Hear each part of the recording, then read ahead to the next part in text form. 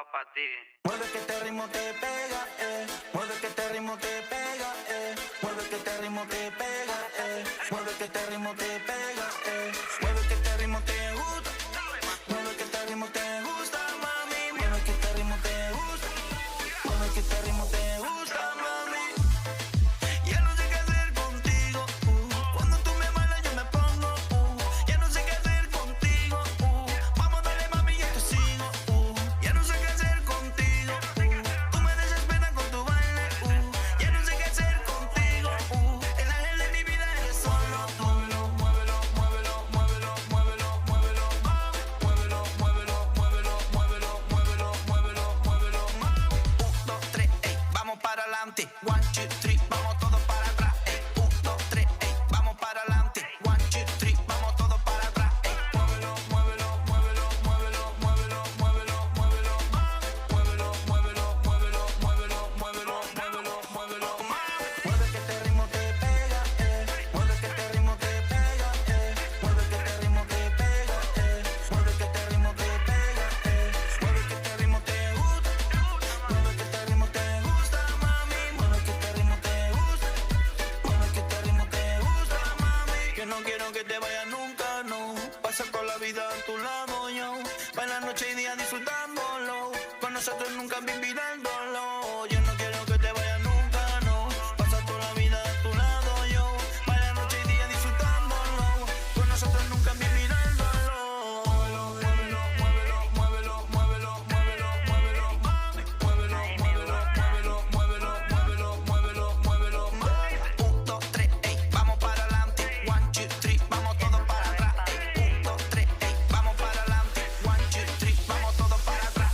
Rica, ya tú sabes, mami. Muévelo, muévelo, muévelo, muévelo, muévelo, muévelo, muévelo, mami. Muévelo, muévelo, muévelo, muévelo, muévelo, muévelo, muévelo, mami. Muévelo, muévelo, muévelo, muévelo, muévelo, muévelo, muévelo, mami. Muévelo, muévelo, muévelo, muévelo, muévelo, muévelo, muévelo, mami. Mueve que este ritmo te pega, mueve que este ritmo te pega, mueve que este ritmo te pega, mueve que este ritmo te pega, mueve que este ritmo te gusta, mueve que este ritmo te gusta, mami, mueve que este ritmo te gusta, mueve que este ritmo te gusta, mami.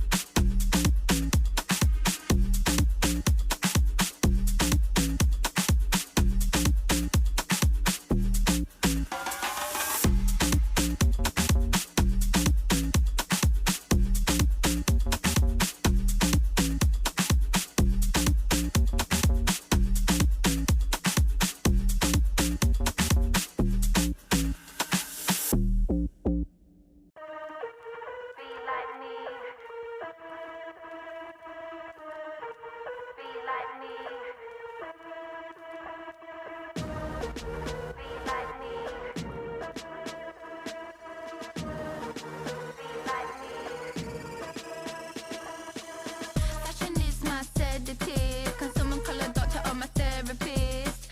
I'm too busy getting it. I'm a CEO representative.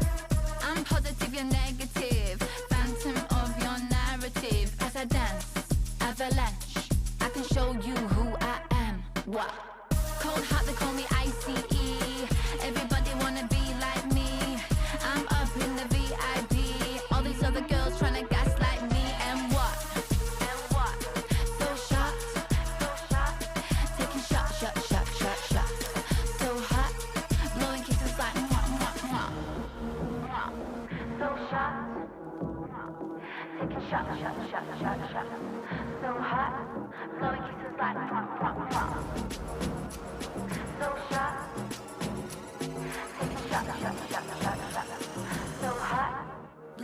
kisses like mwah, mwah, mwah. Cold heart, they call me ICE. Everybody wanna be like me. I'm up in the VIP. All these other girls tryna gaslight me. And what? Everybody wanna be like me. Everybody wanna be like me. Everybody wanna be like me. Everybody wanna be like me.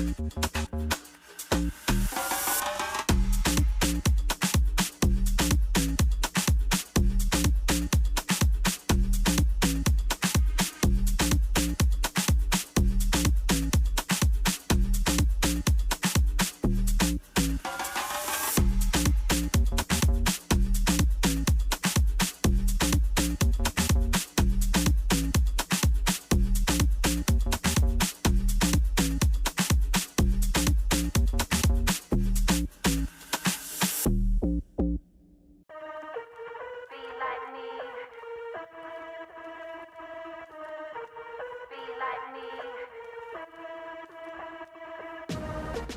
Be like me. Be like me. Fashion is my sedative. Can someone call a doctor or my therapist? I'm too busy getting it. I'm a CEO representative. I'm positive, you're negative. Phantom of your narrative. As I dance, avalanche. I can show you who I am. What? Cold heart, they call me ICE. Everybody wanna be like me. I'm up in the VIP. All these other girls tryna gaslight me. And what? So shocked. Taking shots. So hot. Blowing kisses like mwah, mwah, mwah. So shocked. Taking shots. So hot. Blowing kisses like mwah, mwah, mwah. So shocked. Taking shots. So hot. Blowing kisses like mwah, mwah, mwah. Cold heart, they call me ICE. Everybody wanna be like me. I'm up in the VIP. All these other girls tryna gaslight me. And what?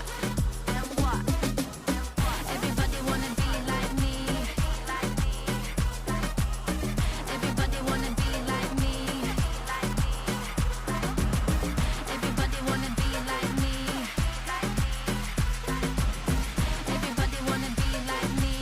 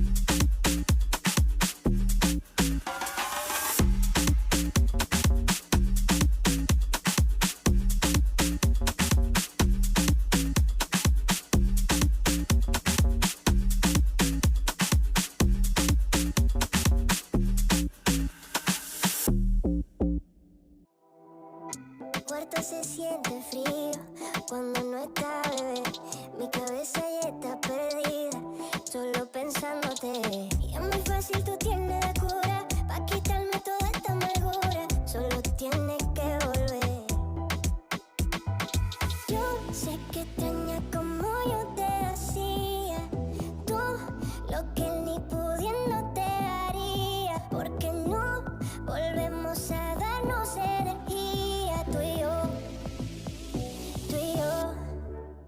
Ya son las 2:50 y quiero llamarte. Yo sé que no está pa' mí, que te dolió.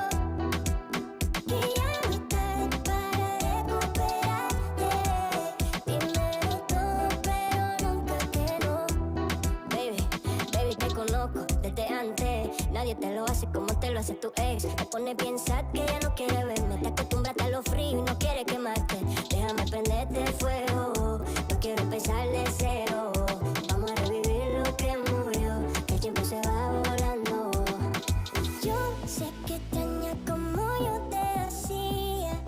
Tú, lo que ni pudiendo te haría. Porque no volvemos a darnos energía. Tú y yo.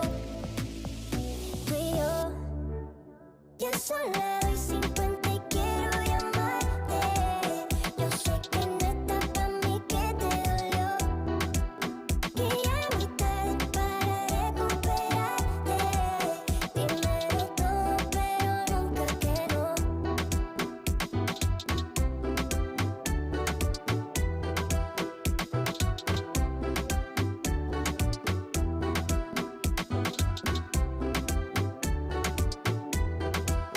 Dímelo todo, pero nunca que no.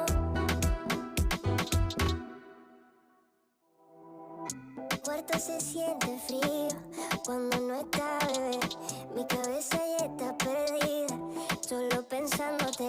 Y es muy fácil, tú tienes la cura pa' quitarme toda esta amargura. Solo tienes que volver. Yo sé que extrañas como yo te hacía. Tú, lo que ni pudiendo te haría. Porque no volvemos a darnos energía. Tú y yo. Ya son las 2:50 y quiero llamarte. Yo sé que no está pa' mí, que te dolió. Que ya no está para recuperarte. Dímelo todo, pero nunca que no. Baby, te conozco desde antes. Nadie te lo hace como te lo hace tu ex. Te pone bien sad que ya no quiere verme. Te acostumbraste a lo frío y no quiere quemarte. Déjame prenderte el fuego. No quiero empezar de cero. Vamos a revivir lo que murió. Que el tiempo se va volando. Yo sé que extrañas como yo te hacía. Tú, lo que ni pudiendo te haría. Porque no volvemos a darnos energía. Tú y yo. Ya son las 2:50 y quiero llamarte. Yo sé que no está pa' mí, que te dolió. Que ya no está para recuperarte. Dímelo todo, pero nunca que no.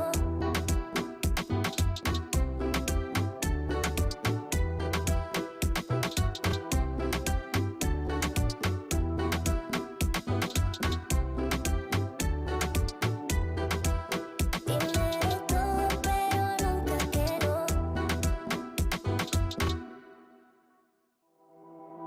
Cuarto se siente frío cuando no está bebé. Mi cabeza ya está perdida, solo pensándote. Y es muy fácil, tú tienes la cura pa' quitarme toda esta amargura. Solo tienes que volver. Yo sé que extrañas como yo te hacía. Tú, lo que ni pudiendo te haría. Porque no volvemos a darnos.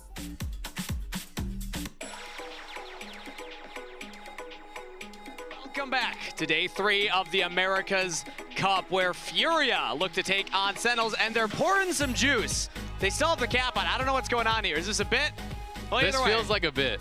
Yeah, there's got to be some reason for this. We're just not in on the joke. That's the I problem. don't know what the joke is. Are they Or just juicing Sentinels? A couple of ignorant North Americans here. We don't You get the just joke. sneezed. They know that we're talking about them. Well, this is Sentinels, the LCS representative. Looking Where's their juice? serious. They got a backpack on. Maybe the juice is in the backpack.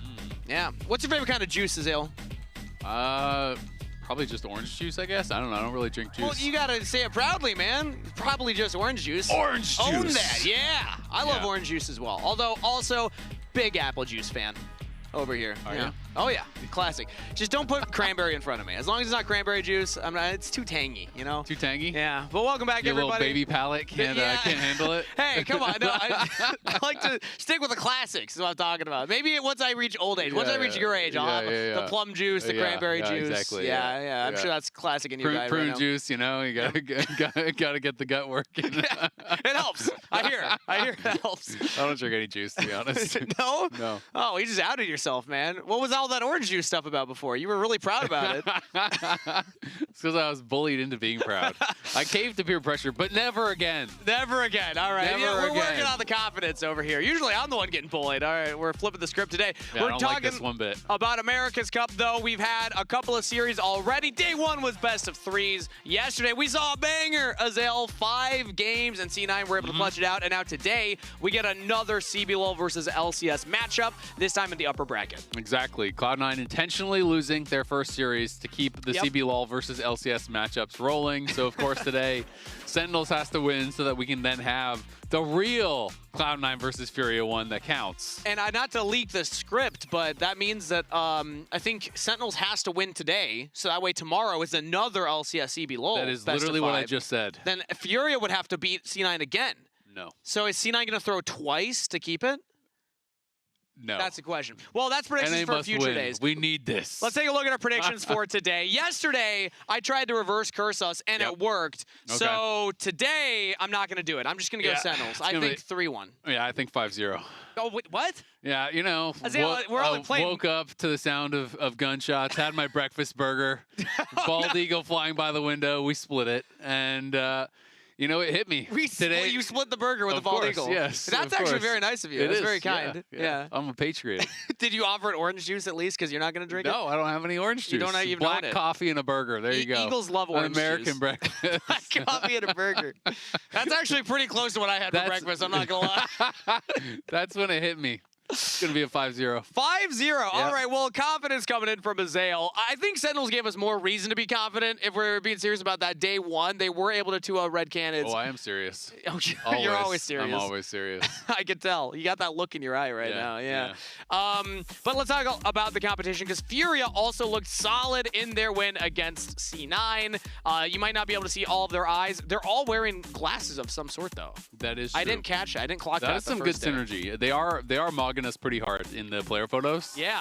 That is a significant advantage that FURIA has over the Sentinels players. Who's Guido showing? Oh, okay. Well, Like, we these didn't are have a chance to nice. look. You know, we got some cute little poses, but we don't have the same level of swag that FURIA has. We're going to have to be honest we about definitely this. went for the, like, you know, what's the K-pop glam cam thing where it's like, you know, they're doing the poses, they're looking cute on there. I feel like there should be sparkles around our players right now. Yeah, I can see that. You know, some little, like, heart stickers, some sparkles. Yeah. Yeah. Yeah. All right. Well, we'll get working on that. The I can see America's that. Cup collectible trading cards. I mean, FURIA was smurfing against Cloud9 the other day. I think Cloud9 was playing bad, but also FURIA was looking really, really good. To me, Tatu is going to be a problem. He has been really, really impressive. So I think that is going to be the big question is how will Humbug hold up? Because I think Humbug is a really strong early game jungler. Yep. To me, his weakness has always been more like mid game, late game decision making compared to his early game. I think he has one of the best early games in the LCS. So we'll see how they match up. Cloud9 has not looked good at this tournament. Sentinels definitely looked a lot better the other day than Cloud9 has. So I think it's going to be a good series on the real. I think either team could win. I'm hoping Sentinels will win because, let's be honest, Biased cast. it's a biased LCS cast here. We got to get some dubs, you know, defend our honor here. And I think back to how C9 lost against Tatu was they were over contesting the crabs that day one. I know it's a meme with C9, but like they did the Weaver's Wall play when like Blabber's level 5 to try and contest it last time. And from what I hear about Humbug in scrims is that he is a bit of a psychopath. I don't think we see that as much on stage though. Like we don't see him go for these crazy invades. But I'm worried, like, do we have a penchant for just North American junglers going crazy for these crabs and potentially throwing leads for them? I mean, happening to I Griffin. think you should play around second crab, but you should play around it well, right? Yeah. There's the strategy and then there's the execution. I think the strategy of playing around second crab is smart, but when you don't have push in the lanes and when they're already there first, yeah, you shouldn't do it. You have to take the L. You already lost. There's no execution that can actually really make up for that. So Yeah. I feel like that's where Cloud9 really failed. So we'll see. I mean, it's definitely not a GG moment if they get second crab, but it is a big deal, especially if second crab spawns bot side. Then often it means you get level 6 there, you immediately get dragon because it's very hard to contest when you don't have that ultimate, especially with the kind of junglers that are played these days. Like when you think about all of the most meta junglers, you're thinking about powerful level 6s, Wukong, Jarvan, Xin Zhao, etc. Malphite, Malphite, all kinds of junglers right now. So yeah, I do think it's still important to play around, but you have to do it properly. I mean, Cloud9, the way they were playing around it was just garbage. Yeah. Well, hey, Sentinels have a chance to do better this time around, and we actually have some interviews with both Furia and Sentinels, so let's take a listen ahead of their match. Acho que essa estrear ganhando é sempre muito bom, né? Acho que a gente estava bem confiante de jogar contra a Cloud9, a gente já tinha jogado contra eles ano passado. Eles mudaram um jogador só, acho que hoje eles são um time melhor, mas a gente conversou depois de perder para a RED e a gente viu bastante jogo deles, e a gente viu que eles não faziam nada demais. Então a gente chegou aqui bem confiante e acho que a gente deu um 2-0 bem sonoro assim neles. Mas eu acho que o nível que a gente apresentou hoje é um bom nível para a gente estar numa final, ganhar a final aqui. Então a gente está contente com o que a gente está apresentando. I think the first game kind of we are play bad individually, but we are play well about team stuff more. I think Furia is kind of similar, in my opinion, against like how play like RED. They play individually try better to killing people, but still team-wise I thought it's okay. So I still think if we keep doing the same thing, we can win against Furia. But I kind of respect the Gyrio. I think he's pretty good top laner. Some respect from Impact right there, as I think earned from Furia. They had a great series against C9. Especially, he was calling out Gigo. I thought he was smurfing in the second game against Cloud9. God, yeah. He was absolutely owning. To my recollection, I think he buffered and immuned basically every single Emperor's Divide from APA in that second game. He was playing Cassante, and every one he either got him with the All Out or he got him with the Pathmaker. His timing was really, really good. I felt like he was destroying Cloud9 in those team fights, so he was definitely very, very impressive. Impact, I don't think, has been on a great run individually in the last couple of series. When you think back to the lower bracket series against Lion, I thought he was really, really struggling. And then yesterday individually, I think he had some pretty rough moments. But as he said, I think the team play was good for Sentinels, even though they did have bad early games. They played the Vision game a lot better than RED did, and that is something that I still can think can go in their favor. You just have to kind of not get blown out of the water early. Yeah, it actually was Huhi with two really clutch wards. First around their own invade at the red buff, and then also in RED Canids top jungle afterwards to find two really big plays that got them into the game and really got them that win. I think that alone earned him player of the game from Kobe's perspective. He was just like, no, give it to them for the Vision.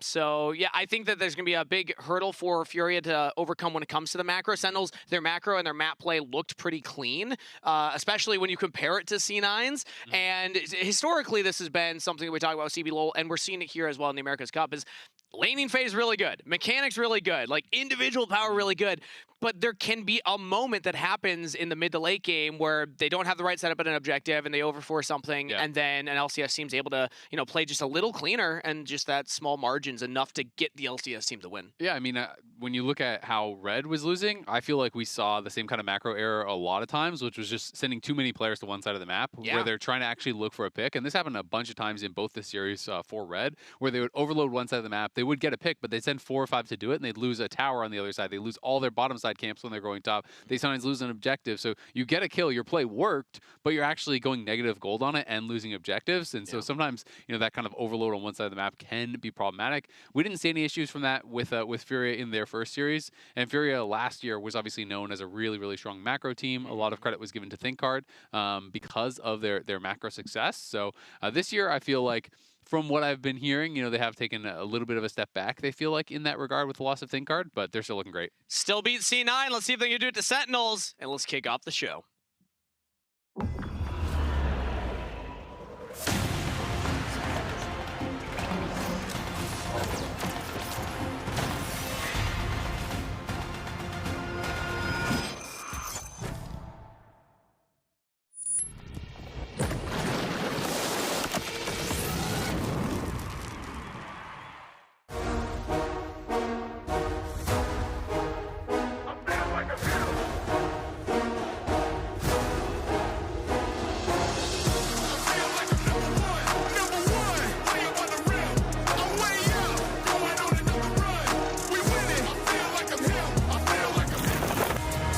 acho que a gente estava bem confiante de jogar contra a Cloud9, a gente já tinha jogado contra eles ano passado, mas eu acho que o nível que a gente apresentou hoje é um bom nível pra gente estar numa final, ganhar a final aqui, então a gente tá contente com o que a gente tá apresentando. A Fúria pega o Barão, cede um jogador e leva 3! I think FURIA is kind of similar, in my opinion, against like how play like RED. So I still think if we keep doing the same thing, we can win against FURIA. But I kind of respect the Gyuriel. O Robeck não para! Ele vai massacrando o time da RED!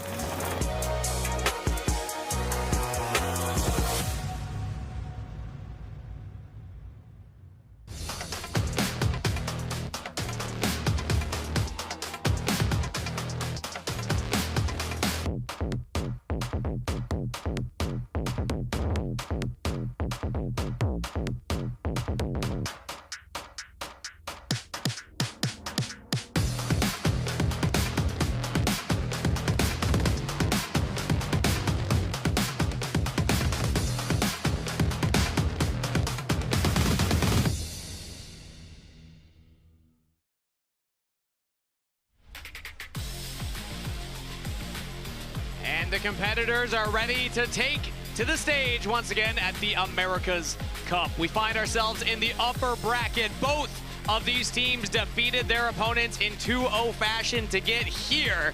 And now we see who wins in their first best of 5. It's going to be FURIA taking on Sentinels. Should be a fun one. Yesterday went the full 5. I think much to the dismay of many Cloud9 fans, as that one got pretty sloppy here. They won the first 2 to give us hope, and then they lost 2 to make us a little on our edge. To give the CBLOL fans hope. True, to give CBLOL fans They hope. just really are Make all it about exciting. giving hope. C9 are givers. They are givers, yeah. Sentinels and FURIA, though, definitely looking like the 2 top dogs from the first day. They both 2-0 their series. And now the question is, who is going to be the best team here in the upper bracket? It's going to be a fun one, and I'm really interested to see, how they're coming into the picks and bans. There was a lot of talk about the draft yesterday as we got to Game 4, Game 5. A lot of people were, feeling like there were some pretty significant draft advantages, that some teams really kind of had dropped the ball in those late series drafts. So I always think it's so exciting in Fearless to get to Game 4, to get to Game 5, and really see where you can push a team to, where you can get a big advantage as far as picks and bans are concerned.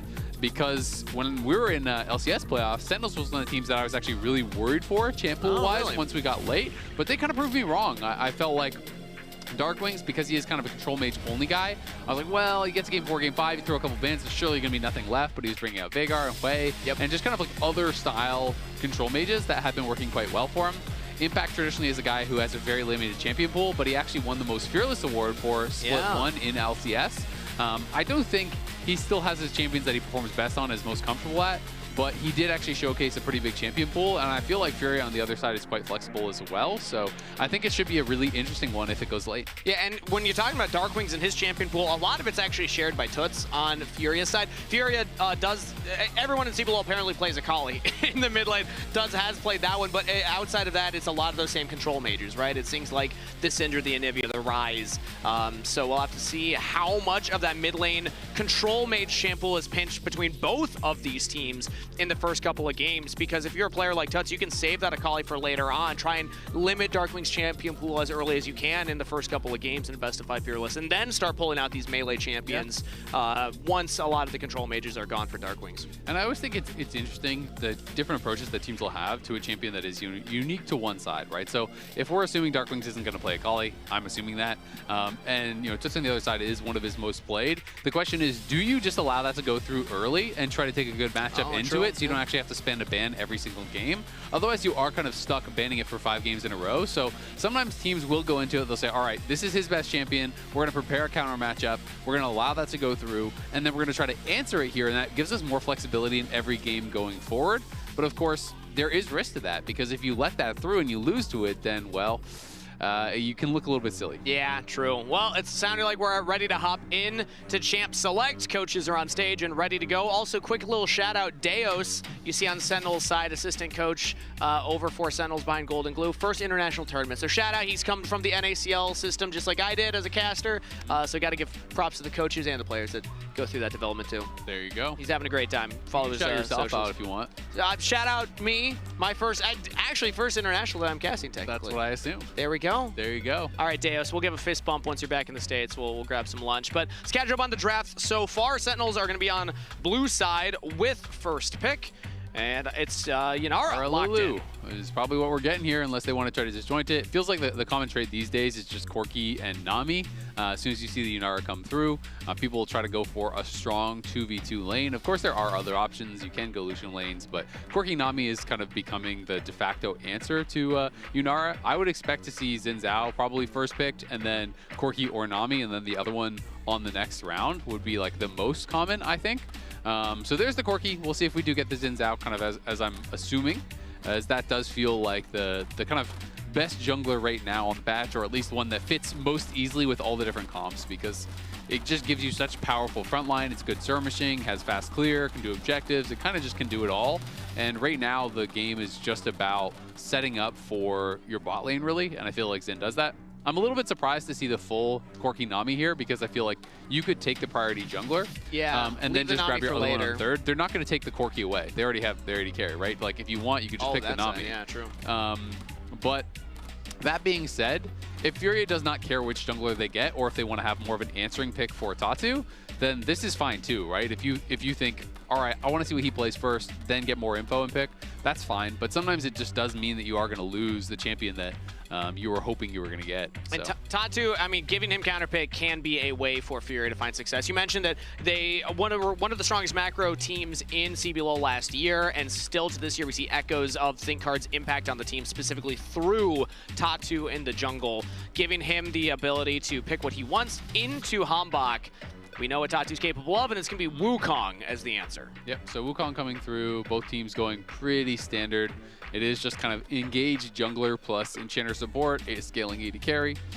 The bot lane 2v2, I think, in this matchup is always kind of interesting, because Nami Corki really will dominate in short trades. But it's all about the Lulu and Yunara being able to stack passive and being able to get an extended trade. Once you have the Q stacks on Yunara, getting in there, lethal tempo stacks up, you will crush the extended fight. So Nami and Corki have to be able to move in, get those quick pokes down, and be able to just kind of sustain with the Nami heals. But not get locked into a longer fight where Yunara and Lulu are going to find opportunities to try to probably pop ghost, pop heal, use that move speed to try to get extended trades. Now, Yunara so strong in lane, especially with the Lulu behind you at those early levels, and also can scale pretty well. And it's also one of IU's picks too. So when we talk about the champ pool here in Fearless, IU's already two of his more favored AD carries off the table. He's getting the Corki into that matchup. And now we're going to go ahead and ban some of these solo laners. Neither team have locked one in, so it's Renekton ban from Furia's side, Syndra ban from Sentinel's side, respecting Tuts' champ pool as well. Yep. If we want to further ban Tuts, again, it would be things like the Rise would kind of pop up next in priority, as the Akali was banned in the first round. Yeah, so Syndra, he hasn't lost on yet this split. He's 5-0 on the pick, and he's 3-1 on the Akali. They are his two most played, so makes sense taking those away. Victor going to be banned out here, which I think makes sense. I mean, it is tied for most played right now for Darkwings, and I always feel like Victor does really well in control mage matchups simply because you kind of outrange, right? You have the laser poke, you have really good push, you scale very well. So it is kind of just a good all-arounder and fits the composition that they're already building here. Darkwing still has Azir up as his champ pool. That would be like my next high prio for him. And looking at Furia's experience, yeah, Tuts has not played the Azir yet.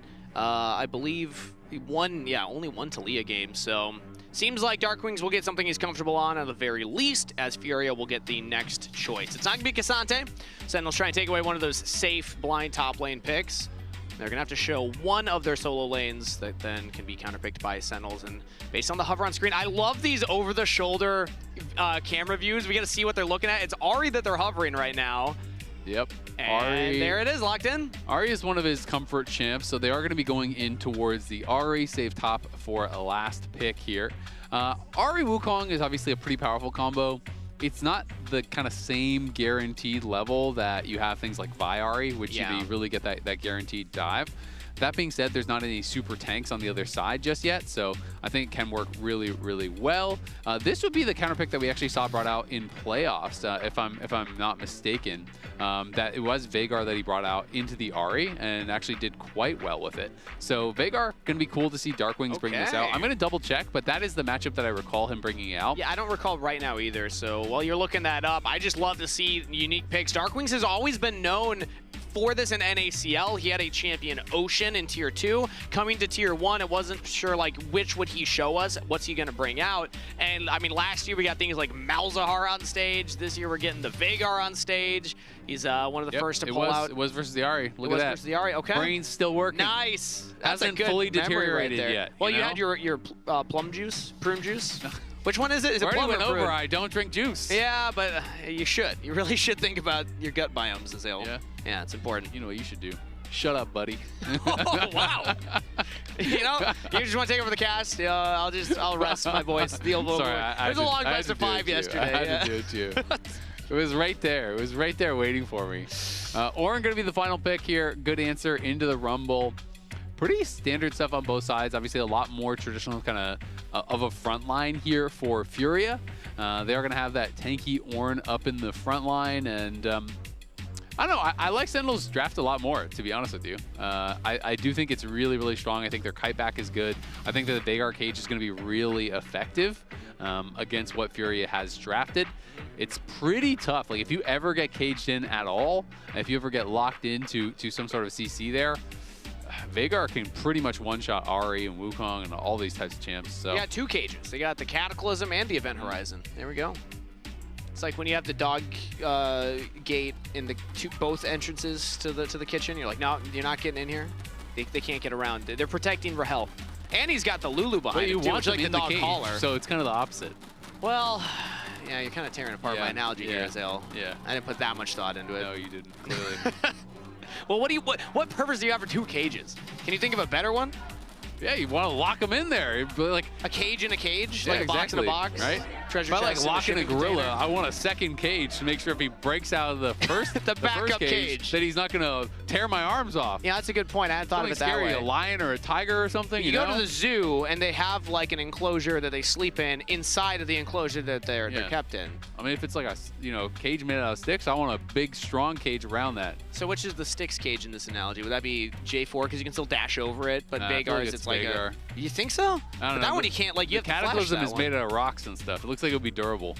I suppose just aesthetics-wise, Veigar cage isn't that intimidating, but it does stun you, and that's where it gets you. Yeah. It gets you. All right. Well, now that we've given our cage breakdown, let us know in chat what your analogy for 2 cages would be as we're loading onto the Rift here for a best of 5 in the upper bracket like wings. of America's Cup. They do look like wings. What's going on there? That's kind of cool. That's kind of like a little smolder. I'm kind of feeling these little a mini galley with shoulder tour pads. of the aesthetics of Summoner's Rift. Wait, are they wings or are they shoulder pads? Because they also kind of look. Wings. You're going wings? Yeah. Brother Kinda looks like he lopsided. gets sore. He's flat. He's mid flap. Exactly. That's why one was higher than the other one. Exactly. Yeah. He's turning. As Furia on red side, Sentinels on the blue side, we get the ward down from Habak to spot out where Tatu is going to be pathing in the early game. All right, so it is going to be barrier heal on the bot side. So Rahel won't be playing Ghost. Trade of barrier, trade of heals. This is what we see a lot in these matchups. Again, for Furia, it is about quick trades, and for Sentinels, it is about that extended trade. They want to get lethal tempo stack. They want to look for these kind of rundown plays. Rahel already getting access to wave, getting that passive stacked, and then sometimes when that passive is stacked, you'll see them pop heal aggressively for the move speed and just try to run in and take these really powerful extended trades. So Sentinels is going to get the push and going to be pretty happy about that. Yeah, the difference for the barrier is that, you're going to be able to survive any ganks a little better, and there is some burst with the Ahri too, so I understand why Rahel would opt to take something like that as opposed to the more aggressive option. Yeah. But we'll see if they're able to get that priority in level 2 first bot side. Meanwhile, Darkwings, nice dodge of the Orb of Deception right there. Is Darkwings from Darkwing Duck, by the way? I've never asked him, actually. What's Darkwing Duck? It was an old cartoon. That was a super old cartoon, I think. How old are you? I am old. I'm 37. I've never heard of Dark. I'm gonna Google this. What's I don't know that I Duck? even watched it, but I remember hearing about it. I remember that name has popped in my head. So every time I see Darkwings, I think of Darkwing Duck. I don't I've even. never I seen think, this I think before it was in my life. before my time. I'm not gonna lie, but This looks like a Looney Tunes thing. okay. Yeah. I would show it to the stream, but because I'm pretty sure it's Disney, I don't want us to get in trouble. You will get fired, but Sure. you can show it to the stream if you'd like. Okay, you know what? Chat, if you ask nice enough, I'll put the career on the line for How you. nicely? How nicely? does asking nice? 50 gifted subs. No, I shouldn't say that. Whoa, whoa, whoa, whoa! Brother's selling out. To the LCS channel, of course. Yeah. I want them to get the emotes. Yeah. They get the Azale emote then. Yeah. It's a good email. Yeah. Not gonna lie. Still, I've never actually seen mine. I'm pretty sure it's a bucket. I think I have a bucket on my head. You don't know what your own emote is. I've been told it's that, but It's a glowing review for the Kangas emote. He's like, I don't even know what it is. No one uses it. I didn't sub to the channel. That's me outing myself. You know. Okay, But even if I had, it's kind of it's weird to use your own even emote, if right? even if I subbed to the channel, I wouldn't use it. Well, like, do you use your own emote? Are you subbed to the LCS channel? Of course. To both? Answer Yeah, both of course, questions? Of course. All right, well, we know what kind of guy Azale is. As right Yeah. now, Hambach on the bottom side here will spot out that One who ward. supports his local League of Legends league. It's more that using your own emote was what I Yeah. was getting at there, but sure. Why? Yeah, because I'm encouraging people with my great emote to sub to the channel. Oh, true, true.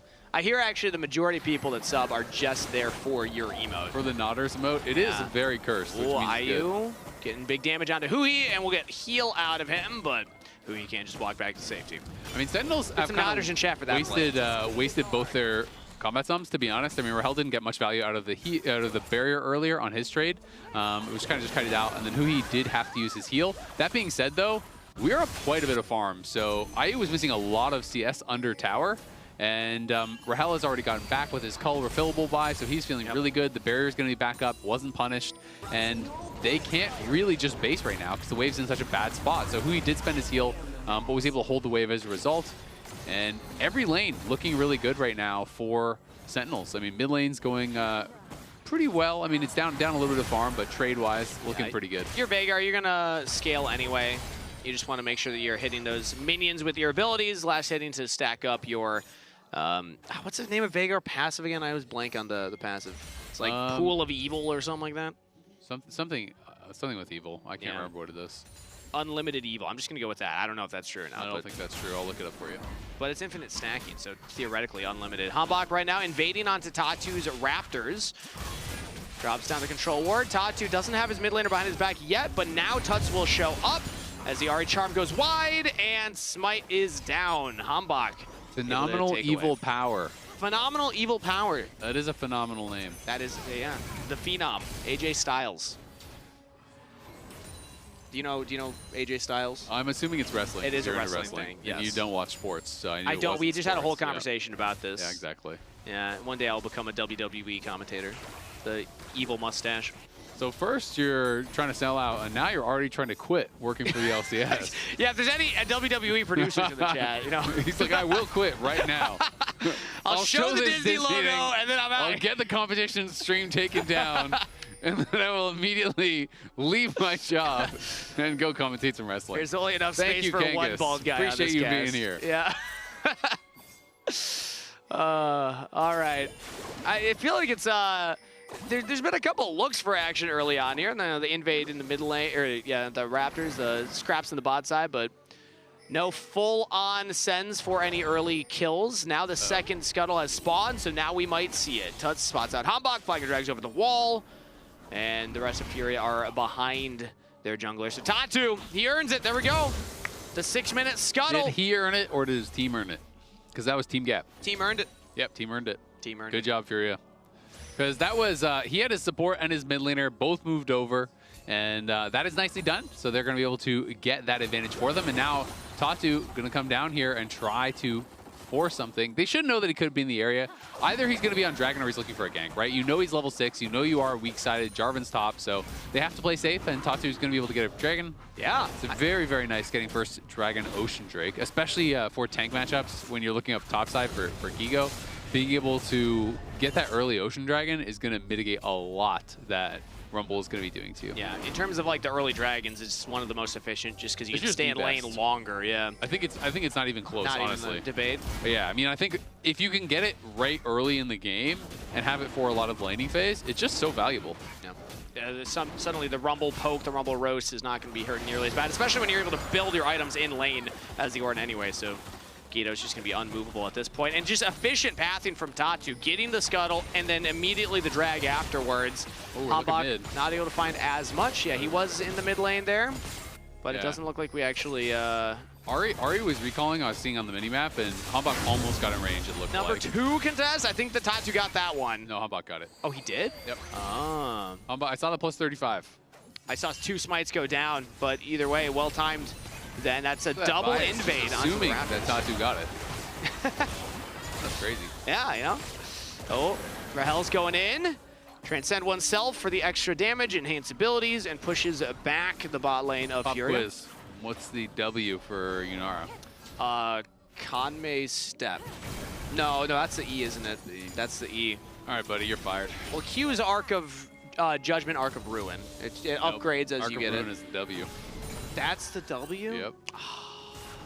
Well, there we go. What are you going to do? There we go. No wonder he wants to go commentate some wrestling. Yeah, you don't have to, remember. Yeah. Maybe on like the PlayStation controller. That's all you have to remember. You press the X button. Punched that That's guy. from 2K25. Wow. Well, I guess they do have their special moves, though. Well, if you think about it, I did know it. I just didn't know that it was the W, not the Q, as the cage has gone down. Event Horizon. That's that one. Nailed that one. Usually people call it Baby Cage. Yeah, I just call it Cage. Yeah. You know. But it does sound cool. Event Horizon. It is cool. It's got a good ring to it. As Hambach's going to look at Tatu taking the grubs, and we'll go forward. And that was Smite to Hambach. Yeah, he gets that one. Yep, but he's just outsmiting back to back as now Gigo, called the Forge God used, it lands, but the equalizer from Impact forces out flash of Gigo. Furia back into the pit as they back away. Sentinels trying the battle line on the top half of the river. Furia decide to back off, throw up the emotes, and give over the second grub. They got 1, so they denied the 3. Yep, gonna be able to deny that. Darkwings pops the spellbook barrier there. I feel like there was an angle for them to fight, but Darkwings had a really bad first cage. I think his assumption was they were going to hard engage onto him, so he kind of self-caged as the Ornn was casting ulti, maybe assuming that, oh, they're going to all try to flash on me, so he just puts the cage around himself, but then didn't actually have that for any sort of combat. Either way, though, calm early game, going very well for Sentinels. They are up 1K. Yes, it is Dragon traded on the other side, so that is kind of the cost that they have given up, but very calm game, and that is exactly what you want when you have Veigar versus Ahri, when you have this Yunara Lulu versus the Nami Corki. You are hoping for this kind of a slow-paced, very, very calm game, and I think they're going to be really happy with how things have gone so far. Yeah, no early kills, but it's still a 1,000 gold lead overall for Sentinels, with that Cole being a lot of it for Rahel in the bottom lane, still stacking that one up. Darkwings is falling a little behind. That's 2 waves down now, but again, like the Veigar's gonna scale. You just hit your abilities on unit or enemy champions, and you clear the minions. Last hitting with them, you're gonna stack up just fine. So uses his mana, we'll go for another reset, and has the TP off cooldown, so he can just get back to lane. Yeah, Touch is doing well in that 1v1. Has created a little bit of an advantage, mostly just the play gold, right? And a lot of that has been earned just by the team play from Furia, because obviously he moved over there to try to help at the grubs. And then he was kind of zoned off because the Furia members were between him and mid lane, so that allowed Tuts to get the push and allowed him to get a little bit of pressure. As Hambach will take some damage, but honestly does not matter at all because he's just going to be recalling after clearing that ward. Darkwings now has all the components for his Roa, so going to be trying to get that done here pretty shortly. You can see Impact going Swifties, pretty common tech against Ornn, as Ornn has, you know, really just the slows to peel, and Tuts doing a good job just dodging as many skill shots as he can in that cage. Really, you're kind of just trying to zone him with the W into Qs, basically, to get those free stacks. And yeah, things looking good. It's like a mini game whenever you're against a Veigar in lane. It's just like, can I play the bullet hell? Once the cage goes down, try and sidestep as best you can. But Veigar abilities do move pretty slow, especially the W. Yep. As now we have Hambach in the top lane here, but Gigo clears out the entire wave, and no dive will come through. Plus, Tatu was nearby, so that would have been a dangerous endeavor regardless. Yeah, I think it was more just a coverage play. You know, move up there. He was waiting for his camps to respawn. You can see Scuttle's about to spawn, Blue's about to spawn. So he basically had a little bit of time. So you just go up, you make sure, all right, is Wukong here clearing this? Does Impact have to be, you know, worried about a potential gank? So he moves up there, covers him, and allows Impact to get the reset. He's back to the Scuttle as that spawns. He's clearing his camps as they spawn. So efficient pathing there from Hambach, and it's these little things that you always want to see people doing in the jungle, right? You want to see them maximizing efficiency, As first item now through for everyone except Impact. You can see Ardent is done, Kraken's done, Roa completed, Sundered Sky.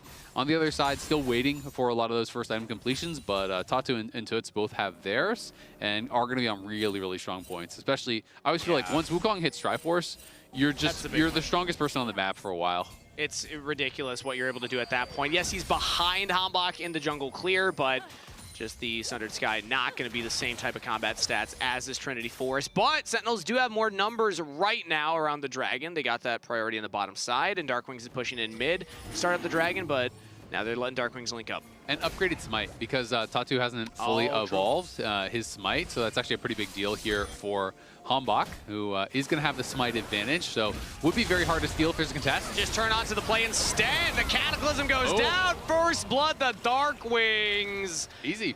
Ooh, yeah, I love that. They clear the vision. They're on the Dragon. They bait in Furia, and then they just turn for the play. Yeah, it was a really well-placed cage there from Darkwings. Tatu tried to clone out. He would have needed to insta-flash. He tried to clone out of the Cataclysm, but he just cloned straight into the cage. Yeah. And as a result, it takes a lot of damage there. And Darkwings just running in with the instant exhaust. He wants to make him ult. Yeah, I mean, Darkwings already used the Primordial Burst, so I don't think there's a big chance, or rather the ultimate.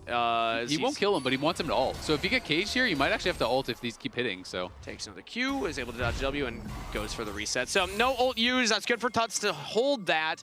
Didn't have to flash either, but Darkwings is showing that, you know, maybe it's not just about the scaling. He gets the Roa, and he's already putting in work. I mean, that's honestly a really, really smart play. He knows that your jungler just died. You can see everyone else on the map. There can't be another person here. I have Spellbook to be able to actually just cycle through this exhaust, so I want to get that done anyway. So he just walks on his face, exhausts him, and says, use ult, or maybe I'm going to kill you. In this case, Toots has the damage really kind of calculated well. And once he got back to his brush and drops a pink in there, you're kind of like, oh, well, maybe the jungler is back now. I can't keep chasing. So it was smart from Darkwings, though. He got first blood, has that injection, going to base now and spend up that gold, and things look good. Equalizer used onto Tuts now as we've lane swapped, sending Huhi and Rahel up to the top side. We will have JoJo answer as the Nami just to heal up. And that's a teleport from Impact to go towards the bottom side and answer now this accepted lane swap. Yeah, a bit of an ambitious ult, I will say. Because if I'm Furia now, you know Rumble has no equalizer, so if you wanted to look for an aggressive play, there is always that opportunity. We can see, though, that Tatu is just clearing bot to top, so nothing is really going to come from that. Just sometimes that is your defense against a potential dive, so that is always something you have to be a little bit worried about. And Darkwings now has the upgraded Lucidity boots, got an extra Fiendish Codex on top, so picking up a ton of CDR now, and it's just going to get more and more annoying. Another cage goes down. Oh, Hambach didn't actually want it. I thought that they would go for the all-in now that Primordial Burst is back up for Darkwings, but wise because Tatu was also in that line brush on the top river. Yep, they didn't know exactly where the jungler was, so they're not going to full send it. That would have gone really bad for them, and Darkwings just got hit by about 10 rockets in a row. Yeah, that was a lot. Also worth noting the skill order here from Darkwings. I'm going to be curious to see where he goes from here. Sometimes people put a couple points in W and then they'll start maxing cage. Sometimes people full max W after Q, but already has 3 points in the cage. It increases the stun duration, reduces the cooldown, so it is really actually quite nice. Oh, what a play from Furia! They had a ward in the brush. Tatu using the Warrior Trickster to get in there unseen, and then they just blow up Huhi. This is good, but you did spend your Cyclone now, so there's a possibility that they could actually fight here, even though they are down a member. We'll see if they can delay it enough that Huhi can get up here. They still have Spirit Rush and they still have Tidal Wave, so two pretty impactful ultimates available as Hambach walks back. Darkwing throws out the event horizon. Ayu stuck in there, but takes no damage. So Furia, they get the pick. Bubble lands, and Hambach has to flag and drag back as Ayu jumps in. Cataclysm, not enough to turn the play, but it is enough to buy time for Darkwings. Will get one back, as it's a trade of 1-for-1 after the Herald's taken. Now Rahel's the focus on the top side. Tatu doesn't have the Cyclone from the earlier play, so he's able to get out, and he's got Huhi to help him out. Yeah, if that Arc of Ruin hit, I think you might get flash off Tatu, or potentially even more. So pretty lucky that Rahel did actually miss that. At the end of the day, you basically went support and Herald for the kill there on the other side, but the fact that Darkwings gets another kill is honestly really good for him. Yeah. I do not think that was worth it for Ayu at all. He goes in and ends up giving his life and the barrier to kill off the jungler when you already kind of had it secured, so I think he went a little too far. Here's that initial engage one more time. It's just a good play. They catch Huhi on vision, are able to get that kill, And then I just think IU going a bit too far. You know, once you've gotten the chunk, that's great, but the fact that he's farming a little bit first up means you're pretty likely to go down there, and it's a bit of a costly kill, right? Like, you've already kind of earned that objective, so I didn't feel like they needed to go for that, but it's not bad by any means. I just think it's not as good as it maybe could have been. Yeah, and Veigar abilities have pretty long cooldowns early game, but once you get enough CDR, like his W's up pretty often, so you saw that I was able to dodge the first one, not the second one, as now 2-0 and 0 on the Veigar. This was the counter pick that he played earlier on in LCS into the Ahri, and it's working again here. Yep, it's working really, really well. I mean, it's just so annoying dealing with the cage. So you can see he stopped at 3 points E, so now he's maxing out W. Okay. So he's going to be going for that. Obviously has this skill elixir as well to get the extra skill point in because he did go for that. So going to be able to really kind of ramp that up. W's cooldown scales obviously with rank, but also scales with AP. So every 100 AP you get, you know, it does reduce the cooldown with that passive. Okay, that's cool. So it gets really short cooldown late game when you have death cap and you have a ton of AP from that passive. And just 500 AP, from just boom, farming, boom, boom, boom. They start just raining down. So they're going to have to play well around cage. I mean, Veigar, there's these kind of like brief windows where he's very vulnerable when he does not have cage, but if you are not playing well around it, it is so difficult. You can easily get caged in if you're stepping too far forward, and then you are basically forced to flash or just die. Sentinels currently are on the Dragon. Furia dropped the Herald in the mid lane as a response. They got that first Dragon, but now it's 2 in a row for Sentinels. Furia will trade it for gold on the map instead. A lot of gold, honestly. I think this was bad for Sentinels, really bad, because you get the Dragon, but you gave first tower gold, you gave the plates from that, Orin's farming plates top, and you got a second charge mid, so you got plates there. We were up 2.5k, it's now a 600 lead. Like, this was, to me, a horrendous play. Ooh. This is one of those things where you basically, you got a Dragon, but you gave your entire gold lead practically to get it, so I feel like they super overcommitted to that Dragon. Maybe their read is that Furia is for sure going to come contest and we'll just beat them in a fight, which may have been correct, but when they have Herald, you can't trade like that. I just feel like they could have done it a little bit more conservatively, and we'll see. I mean, if they get Soul, obviously it ends up being worthwhile, but yeah. Tuts was also even able to catch that bot wave, so nothing was denied from Furia. Everything was gained instead. And I love that that was a macro play from Furia, the team that we were highlighting, had the best macro in CBLOL last year and again this year, and they're showing us some of that on stage here in America's Cup. Yep. Crypt Bloom going to be done for Darkwing, so that is the only item with 2 Fiendish Codexes, so you kind of knew he was going that direction.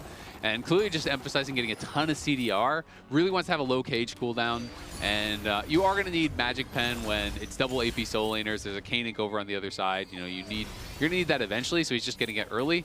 We'll see where he wants to go next. He does have an Amp Tome. It might be like Zonia's or something to try to absorb the dive, as Impact probably should just equalize the wave, but he doesn't have it, so never mind. Yeah, not going to be able to do that, so instead Huhi will walk from behind, back him up, Hambach as well, so Furia back off. A short window there where maybe they could have looked for a dive, but Sentinels will back up Impact, make sure he gets the wave, as Rahel's still in the mid lane getting this wave. Darkwing's now in the top lane getting that wave into Gigo. He's got so much magic resist. Furia still in the jungle, but will back off now. As the game goes later and later, this Veigar will just get stronger and stronger. I actually really like Sentinels in a kind of even to ahead game state as the game progresses, because you know, Veigar will just hit critical mass at some point. Yeah, and I think the same is kind of true of Yunara. Obviously, there's good scaling on the other side as well. You have good engage tools. You're going to have ornaments that are going to be coming through that are additional gold, so there is power there. And putting Darkwings against the Ornn is not to pressure the Ornn, it's basically just to farm stacks. Yeah. Because it's really easy when you are playing against a melee champion like the Ornn, just every time he's walking up to that wave, you can just farm stacks off of him, you can get more and more free AP. Whereas, you know, in range versus range matchups, it's a little bit more difficult to hit. And of course, the Ahri has a bit more threat. So just going to be playing that out. And Darkwing has actually sold his Amp Tome, so he's going to be going Death Cap next, I'm assuming, which is what I really like. I feel like when you have a slow game like this, you want to get the most. Oh, charm in from Tuts, almost one-shots Huhi as he's waiting in the brush. Now spots out Hambach. Darkwing throws down the cage to help out with the retreat, and Hambach will flag and drag out of there. Huhi almost just died, had to use the heal and the wild growth. Yep, going to use that heal, the wild growth, the shield, everything does come through, but he does survive, so going to be pretty happy about that at the end of the day. And you need Ahri to be ahead. You know, this is kind of that difference is Ahri, when she's really accelerated, has the damage to get those kills, has the damage to get those resets, and that can be pretty threatening. But it can be difficult for Ahri in a more even game state to actually be able to kind of hit that critical mass where she can get kills. Because if you can't one-shot the Lulu, you can't one-shot anyone on the map right now. Of course, in a team fight, there's going to be the Cyclone damage. There's going to be a lot more coming in on top. So he's still threatening, but I am a bit worried for FURIA at this game pace, and I feel like they're getting a bit worried too. So I think we're going to see them start trying to force more fights. I definitely expect them to challenge the next Dragon. They're the one pressure to make action happen. As Tuts uses the rocket belt right there to get away. Also, I'm shotgunning myself. I just got a notification on my phone. I was gifted a sub to the LCS channel, so now I have access to the emotes. Let's go. Why would you give this guy a sub? He's already told us he's leaving. No, Go join WWE. Now I'm sticking around as, Primordial Burst almost enough to kill Tuts there. Not quite enough. But it's about sending the message. I think message delivered, received. The message is go back to base, I'm taking your tower. Yeah. And that is a good message for Sentinels.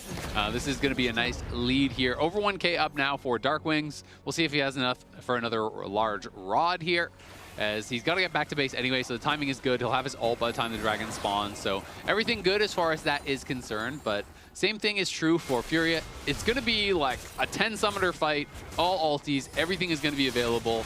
Yeah. I do expect both teams to want to scrap for this, so vision becomes really, really important. And right now, FURIA are the ones that are dominating the vision in that area. So Sentinels either have to try to get in, move in together as a team, which looks like they want to try to do through bot lane. But that means Darkwing's going to be very split, so he'll have to join them with a TP very likely, and be careful to not get caught. And he's like all the lead for Sentinels. He is the gold lead individually, and he's the 2-level lead over his mid lane opponent. So if Darkwings isn't there, it's a very different looking fight compared to when he is able to front to back. Tuts is just zoning him off. Rahel's able to get that bottom turret as now the TP comes in from Darkwings. Dragon's at about half health. Tuts will now need to rejoin FURIA as Ayu's peppering into Hotlock. The cage landed onto Ayu. Everybody onto the 80 carry, but they didn't kill him fast enough. He actually survives through it all. Cyclone from Tatu pushes back Impact. The Dragon smited FURIA. They keep their 80 carry alive. They kill Sentinel's jungler, and they get the dragon. Yeah, they're going to go Baron, though. That's the real problem here. That went so bad for Sentinels. They got that cage on a Corki, but it felt like they just didn't fully commit in to actually kill him off. And Rahel didn't even pop ulti. Darkwings didn't pop ulti, right? Like, that should be a kill. That should be a kill for sure. And Sentinels have built a really good early game lead and then completely bungled it in the team fight. I kind of want to see it again if that was just the peel that came through didn't allow them to get the follow-up, or what actually happened, because I feel like as soon as Corki is caged, yeah, he has barrier, yeah, there's going to be some heals and stuff coming through, but I feel like he should be dead 10 times out of 10, and I think they should have committed for that. But FURIA, I guess, was just good enough with the counter engage. They end up winning the fight, get the dragon, they're going to get the Baron as well, so let's watch this again. Yes. So who is in range to follow this up? Because I imagine that they should have had enough if everyone was ready for it. I mean, this is a big mistake from Ayo. He's going too far forward. Darkwing steps up. There's the cage. Oh, we're back to life. It looks like Huhi might be caught out now as he drops down. And, well, yeah, I mean, Tatu just gets him. Polymorph's not enough to keep you alive when there's two enemies on top of you, and Huhi in a rough position. That's Baron, and another pick now called the Forge God used by Gigo, continuing the engage onto Impact, but Sentinel's top laner gets back further enough into the jungle that he's safe. Yep, Ayu's going to be able to farm this tower on bot side, so going to be more gold going their way. The gold lead now going to be completely gone, basically for Sentinels, so pretty big mistake from them, and that is the tough thing about League, is you can spend 20 minutes making all the right plays, building an advantage, but you misstep in those key moments, and it's all gone.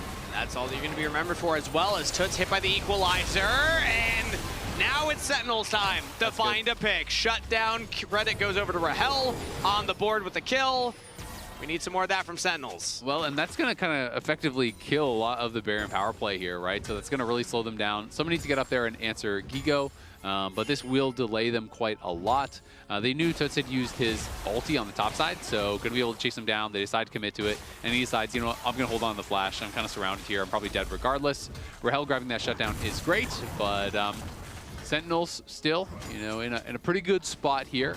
Now that it's level 17, ornaments are going to be coming in really pretty much across the board. You can see 3 are already there. He has his own Candy Cricker, and we have the upgraded Cleaver, the upgraded Muramana as well for Corki. So, you know, another 1,000 plus or so of stats. Oh, Huhi again, in Furia's jungle, yeah, there's, oh, he's got Impact behind him, but he's getting cut off by JoJo right now, and Called Forge got as well. Impact might just be punished for Hui's mistakes. In fact, it will be Hui that goes down. Impact will try and escape back, throws down the equalizer, hit by the bubble, the tidal wave, Chain knocked up, Yikes. and Gigo gets that kill. Hui again getting caught out in Furia territory. Yeah, I mean, Hui's just trying to play for Vision by himself, which is such a risky game anyway, but you're playing Lulu. It's not like you're on Rakan or something who can just jump over the wall. So You ain't barred. No, he is being very risky and getting punished for it. So good job by Furia. Some poor play here from Hui for sure. He's just kind of wandering in, and when you wander in blind like that, I mean, there's the teleport coming in, so he felt like, oh, I'm supported by Impact. I can walk into the jungle here, but Gigo TP's in. Impact tries to kind of support him, but I feel like Impact should have just ran out through bot and kind of just saved himself. I think you kind of have to take the L that your support is dead, because if it's just the Lulu death, it doesn't really matter that much, but giving over 2 kills is definitely a lot more costly. So big mistake there from Hui, and Sentinels pay for it. And Wukong's able to lock one unit down for long enough. They call the Forge God is a long-range follow-up. Tidal Wave's the long-range follow-up. Like, it's just dangerous for an Enchanter to be in that position at any stage of the game. Deathcap done for Darkwing, so that is huge. Yeah. Deathcap, always a really big spike, obviously, but it is much bigger when you are playing for Veigar because it's amping your passive stacks. So we can't quite see his passive stacks. So 361. So he's a ton. He actually has a lot of passive stacks. That's a lot. And then you're getting 30% more of that on top. So just the passive from the death cap is giving him over 100 extra AP, basically. He's 88 AP. That's what I saw on the bottom left, right. Or 880, sorry, AP. I was going to say, it's 360 for his passive. A little too low. 880 AP. So he's going to hit 1,000 this game, almost guaranteed. Unless the game ends very soon, which it is up to Furia to end it. They've gotten a couple of picks here. Now they're invading onto Sentinel's jungle. So they're getting somewhat of a lead, but it's still even gold, even dragons. This is not where you would want the Ahri Wukong comp to be at this point in the game. No, I agree. They do have a big advantage with the front line, though. Gigo is going to be by far the tankiest person on the map. It's not even close. And Sentinels have to play these fights out smart. I don't think it's just like a pure outscale, front-to-back type thing. You have to be able to actually just hit front line and play it slow. If Hanbok dives in, he's going to get focused down and burst down. Like, he is not that tanky. So it's more of these kind of fights, I feel like, where Jarvan has to just ult in, then flag and drag out, and you're all just kiting back with the Lulu, with the cages, and trying to kill frontline. And Sentinels are setting up for that fight. Hanbok already pokes down. The Corki rockets are landing. Gigo is able to avoid that cage. So now Furia just not giving the opportunity for the seal call the Forge God used, and it is secured as Tatu will get the dragon, and now goes over the wall for the Cyclone engage on the Hanbok, pushing him out from the fight. Rahel. Meanwhile, Impact finds some space. Rahel unleashed.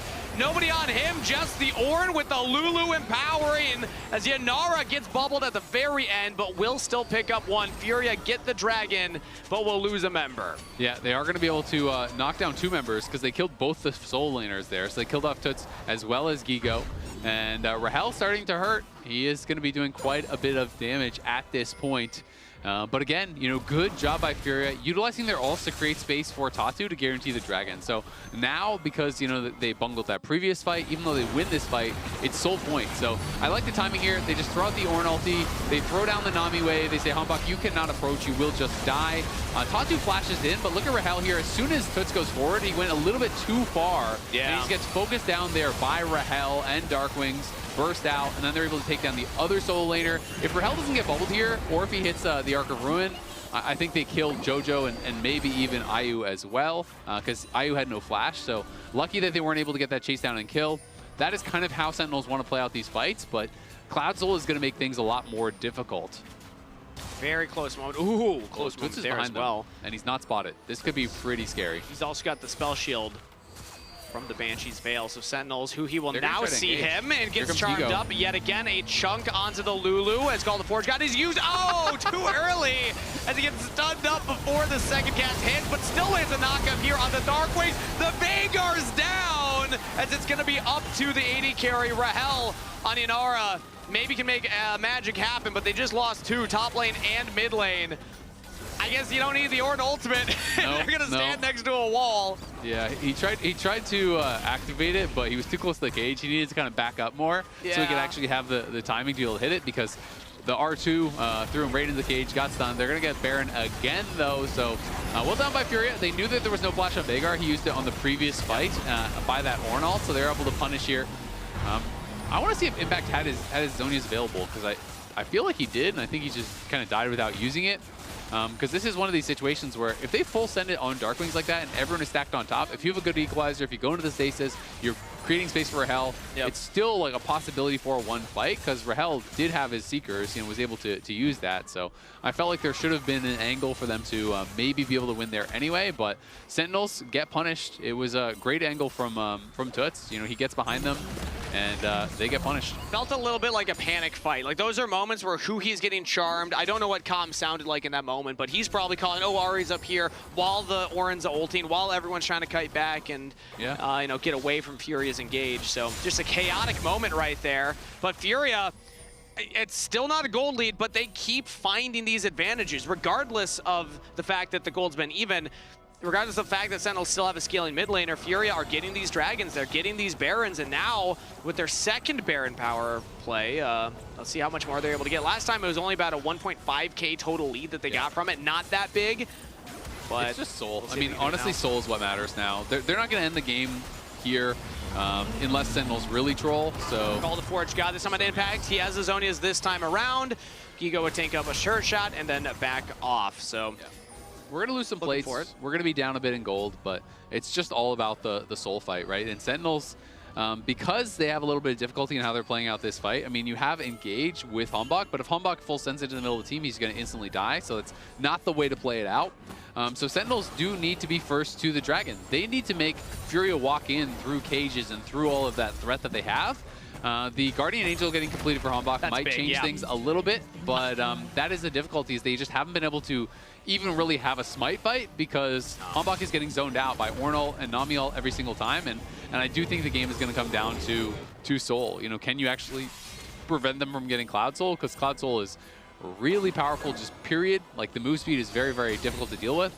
But it's even more powerful on champions that utilize the move speed burst during their ult so well. Like Tatu, his Cyclone getting super move speed, the Ahri all getting super move speed. Even Corki being able to throw out a rocket and get that burst of move speed is really, really nice. It means it's so hard to actually get anyone stuck in cages. And IU's been landing these rockets as well. So usually before the fight even starts, one member of Sentinels is going to be half health. As Furia are setting up for the Dragon, it's up in 15 seconds. Sentinels look like they're going to approach from the bottom side. This is big, though. Rahel just finished his IE. We just got GA. We just found Toots alone in the bottom side. Now the rest of Furia are coming in. Call the Forge God is used. Will land onto Rahel, but nobody else.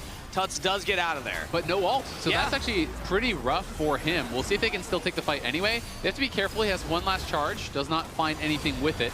Humbok, though, is just taking way too much damage for free. Like, yeah, Giga poked out. Now it's going to come down to Tatu, who still has a Cyclone engage. Impact will try and watch him. The Wukong is on the flank as IU still just focused down on Humbok into the GA. Flash away from IU, but Darkwing's got him! The flash primordial burst follow-up. Cage onto Gigo. The big carry on Furia has been Tatu's still dealt here. with. He might try to actually steal this. He still has Cyclone, so they know he's over there. They need to keep him away. Cone. He can take it in. Dragon's still half health, though, so a little early from Furia's jungler. Sentinels stopped hitting the Dragon. They're focused on Tatu. The cage goes down again. It's hit the clone that's hit as Tatu was able to get out of that one. Rahel jumping forward. Now turning onto the Dragon. Tatu looking for it. He got it! Tatu with the Dragon steal. He's shut down, but that's Soul for Furia. Oh, man, that's so brutal. And now Impact's probably going to get chased down here. I mean, now they have Cloud Soul movement speed. You're not going to be able to run away. Flash. I think he might be fine. Yeah, the cage will keep him alive. But that is tough. They were not able to lock down Tatu. I mean, they just need to commit for the fight. I feel like they're trolling. Like, after you kill IU, stop hitting the Dragon. Just fight them. You have a 5v4. They have no AD carry. And I feel like they just, I don't know, they bungled that pretty hard. That's a really poor finish to that fight. You know, the initial play, I think, is pretty good. I will say Humbok, I think, played that whole sequence very poorly, though. He was just kind of standing in the face of IU. Took so much damage before. Yeah, you have GA, but you don't want to just die for free. No. And then by the time he goes in, his Cataclysm didn't even pass because he died midair. Yeah, so the cage doesn't even come down. And then you have a 5v4. Just push on them. Like, push them out, right? You know, be able to actually flex on them a bit there. They seemed so nervous when I don't feel like Furia has the damage to win a fight or even close to without IU. So I feel like they really misplayed that. They should have been able to gotten the Dragon. It should be 3-3, but instead you've given over Cloud Soul. Even though you're 3K up and you have good scaling, Cloud Soul does more than negate that. So they are behind, and they'll have to see if they can figure out a way to win this regardless. It's just going to be so hard to actually get anyone caught in cage, I feel like, anymore. I know, yeah. I mean, you were already talking, like, Corki can just spam ult and then use the movement speed perma. Well, there is a cooldown on the like activation of it, so you're not going to get on every rocket, but you do always get the flat move speed that you gain from Cloud Soul, and then I can't remember what the cooldown is. I don't know, 20 seconds, 30 seconds, whatever it is. You get a burst of move speed when you ult as well. Okay, so. fair enough. Well, still just the base movement speed, at least, it's being able to help you get around there. Yeah. And now Furia, they don't have the gold lead, but they have the stats from the Dragons, and they have the ability to snap engage with their Wukong. So let's see if they're able to find those Sentinels currently setting up around the Baron, spawning in 20 seconds. They also have GA advantage now because Humbug, his was used, and Tatu just bought one. So Tatu has a fresh GA. If he gets a flank here, it could just be lights out. I feel like Sentinels... Not spotted. Yeah, Impact just walks past. Yeah, they have to be very careful. If Rahel walks the wrong way, he could be dead. Impact could be the target right now. I mean, he's completely alone here. Tatu very patient as the Call to Forge God will land, and Tatu chains the Cyclone. Impact goes into the zone of stasis, and the Wild Growth keeps him alive. Oh, barely gets out of there. But now they're going to go Baron, right? Because he used Flash, Equalizer, Zhonya's, Wild Growth. Equalizer's still up. He has the TP, he didn't equalize. And the Call to Forge God was used. The Cyclone was used. So I actually think Sentinels have a window here because Impact didn't die that they can stop Furia. Yeah, Furia are not going to go straight for the Baron. Yeah, I thought he had used Equalizer, but not having used it completely changes that, obviously. Charm on a Hambach again getting poked out. He flag and drags forward. Not going to get chunked any more past that. IU's not landing these rockets yet. Hambach's still about half health as Furia will decide to just back off. Yeah, going to be able to back off. So Sentinels should be able to move in and try to clear out a bit of vision here. They really want to deny vision in this area, but you don't really want a fully committed fight until Humbach has his GA back, so still have a bit to wait. Yeah, losing your flash sucks on Rumble, but not the end of the world. Looks like about 30 seconds probably for Humbach's GA. It's the last little tick coming up here, so... Yep. Yeah, if they can wait that out, and again, gives Darkwings a little more time to keep farming up 5 items on Veigar. Like, he's at that moment. He's got to be over, like, 1,200 AP at this point. He's full build, so he is really, really strong. Rahel's getting there, too. The one-shot is going to be a bit harder because there's Mikhail's, there's Hex Drinker on IU, there's Barrier, and there's Heal, and there's a Locket now on Gigo. So they have a lot of tools to actually keep them safe, which I think is really, really smart. At this point, your individual tankiness is pretty much irrelevant for Gigo, like in the super late game. So you're tanky enough. I think he should just go Locket's Knife Bow. You know, these kind of late game items are much more valuable to just keep your carry alive because IU living for another couple seconds or living period is so much more valuable than you being slightly more tanky individually at this point. So I always love when Orange kind of make that pivot late game, and IU just completed his Maw, so he's even more tanky against that one shot now for Darkwings. But eventually, you will just hit so much AP that nothing matters. And because Furia haven't dealt game-ending damage with the Soul, now we're just kind of looking at an Elder fight, right? And it just comes down again to one potential fight here. I mean, Elder or the Baron right now. Yep. Furia are teleporting Gigo into the pit, and Sentinels will have to find a way to answer. Right now, Rahel's in the mid-wave, shoving that one out. Furia have the Dragon to 12K. Still hitting it, not immediately bursting it down though. Sentinels will now go for the approach. Tatu finds the engage here onto Impact. Still has the stasis. Call to Forge God will land. Tidal Wave follow-up. Impact is down, and Furia are running away with the team fight. Double kill to IU. Rahel does not have the space to work with. Gigo is too tanky, and Rahel just cannot get through that health bar. Furia show up at the Baron, and they'll get a clean ace on a Sentinel, 0 for 5. Well played by Furia. They're going to be able to take this down. I mean, Sentinels were so stacked. Their entrance to that fight is just about as bad as it could be. Yeah. I mean, you have Darkwing stacked directly on top of Hambach, who's stacked directly on top of Impact. They walk in, Darkwings dies, not using Flash, not using Zhonya's. It's a rough end to the game where they had really good shots to take this. Yeah. But Furia, in the big moments, they straight up outplayed them. Tatu finds the engage. Tatu found all the dragons. Furia find a game 1 win in this best of 5 and strike first in the upper bracket in America's Cup. Yep, well done. They just find that explosive engage. They were not connected to their bot lane either, so Rahel can't even really get involved in that fight. You want to be set up in a way. Yeah, She's excited. She's excited. You want to be set up in a way where if they're going to full send it on your Veigar, they have to do it through the other members, and Rahel is hitting back, right? So I'm going to go over. I want to watch that fight. Yeah, Azale will go take a look at that. I want to talk about who I would say is front runner. I think Tatu just controlled that entire game. And when we were talking about player of the game, I'll also credit to IU for doing the damage for landing those rockets. But Tatu's control over the jungle, his patience, finding that almost pick out of impact, which then meant that he didn't have to flash and they were able to set up at the Baron a little more efficiently. Great stuff from Tatu. But Azale, what do we want to take a look at here? With the I mean, it's the Baron fight, the last Baron fight. We got to watch how this actually decided the game. And I just think it's really kind of lazy the way that Sentinels are approaching this. I mean, they didn't know exactly when the Baron was going to be going down, but honestly, you've already lived through a couple of Baron pushes. I don't think Baron really matters that much at this point of the game. You could have probably just waited for Elder if you don't think you have a good chance of this. So we'll look at it from Sentinel's POV, right? So they know the Ahri's in the brush. They've spotted him there, right? They just spotted him. Darkwings is able to see it. Now they've flagged the Baron. So now you have your information. You're like, all right, it's about 13,000 health on the Baron. You know that the Ahri is playing right around this spot. So you need to get these guys all joined up, right? You want Hambach walking in first because he has his GA back. You want Darkwings and Rahel behind. You want Impact around him. But what's going to happen here is they just get a little bit antsy, I feel like. Darkwings keeps walking up and trying to poke. Look where Rahel is. Why are we posturing for a fight when Rahel has gone mid-wave? I think Rahel is actually, like, what he's doing here is probably fine. But the team needs to be prepared for it. Either he needs to be with them or they need to not be where they are. You can call for either way, but I think given that you still see it and it's 12,000 health, you don't really need to rush the play. Yeah. So we're going to go for it. And then Tatu, I think, is in the line brush, right? I think he snuck into the line brush during this because if I remember correctly, he's the one that finds the engage. So they have no idea Tatu's there. Yeah, and this is fine if Darkwings is back here with Rahel and you get your front line engaged on. Now imagine they're going for this engage and Rahel is standing right here with Huhi and Darkwings is standing right here. Cage gets dropped immediately. You're just getting roasted by the two carries, right? It's a very different fight, but instead, Impact is caught out. How is Rahel supposed to even join this? And Darkwings, as well as Hambach, are completely stacked on top of Impact. And, you know, the fight is already done, right? So Darkwings is going to get just complete bounce house. He's knocked up. Darkwings is knocked up, and he is just completely CC'd, 100-0. Rahel just now starts joining the fight when the game is already over. GA is popped. Impact and Darkwings are both dead. And to me, this is, again, just really poorly done as far as the setup of the fight.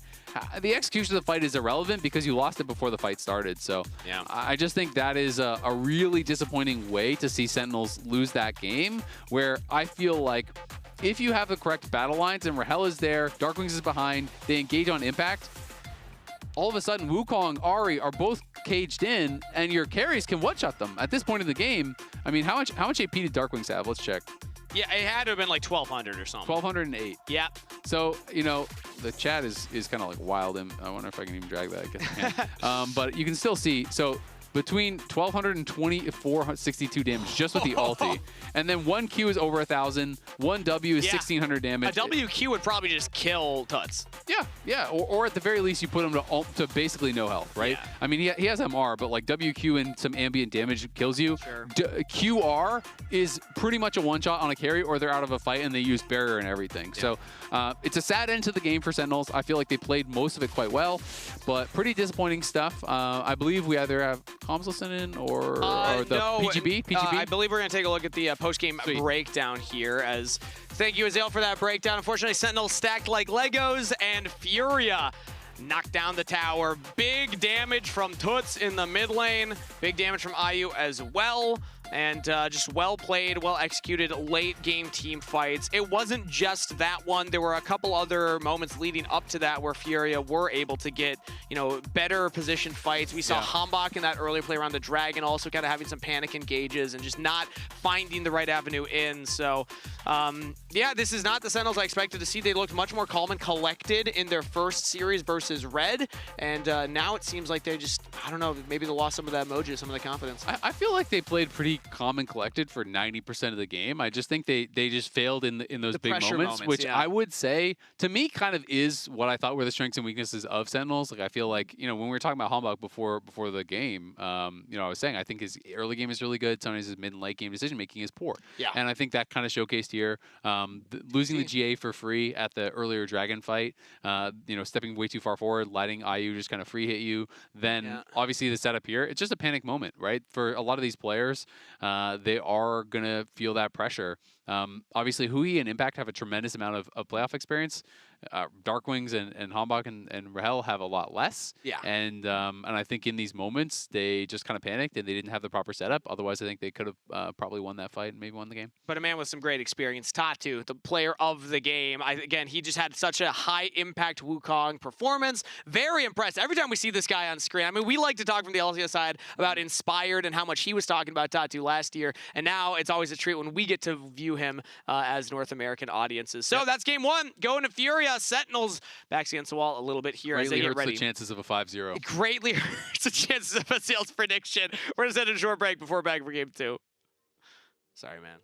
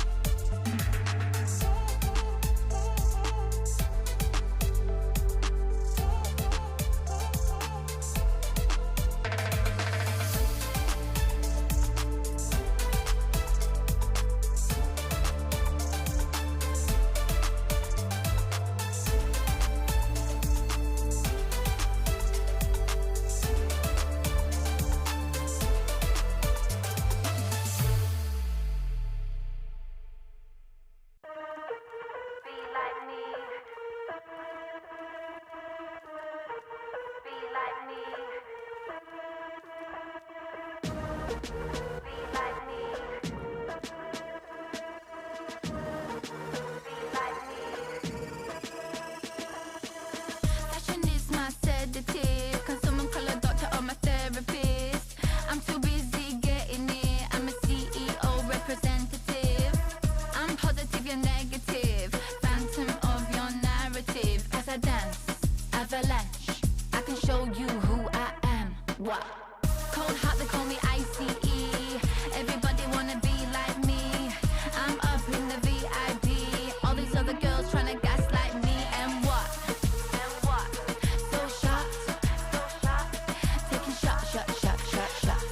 So hot. Blowing kisses like mwah, mwah, mwah. So shocked. Taking shots. So hot. Blowing kisses like mwah, mwah, mwah. So shocked. Taking shots. So hot. Blowing kisses like mwah, mwah, mwah. Cold heart, they call me ICE. Everybody wanna be like me. I'm up in the VIP. All these other girls tryna gaslight me. And what? Everybody wanna be like me. Everybody wanna be like me.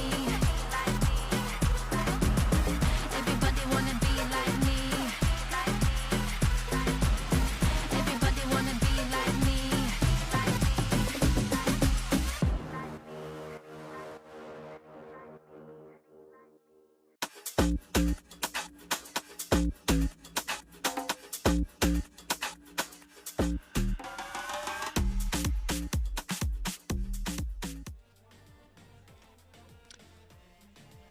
welcome back, everybody, to Game 2 of Sentinels, taking on FURIA at the America's Cup. FURIA strike first to Zale and pick up a Game 1 win after a clean engage at the Baron. 3 wins in a row against LCS teams now for FURIA. They're on a roll. They 2-0'd Cloud9. They take out Sentinels in Game 1. This one was very, very close, though.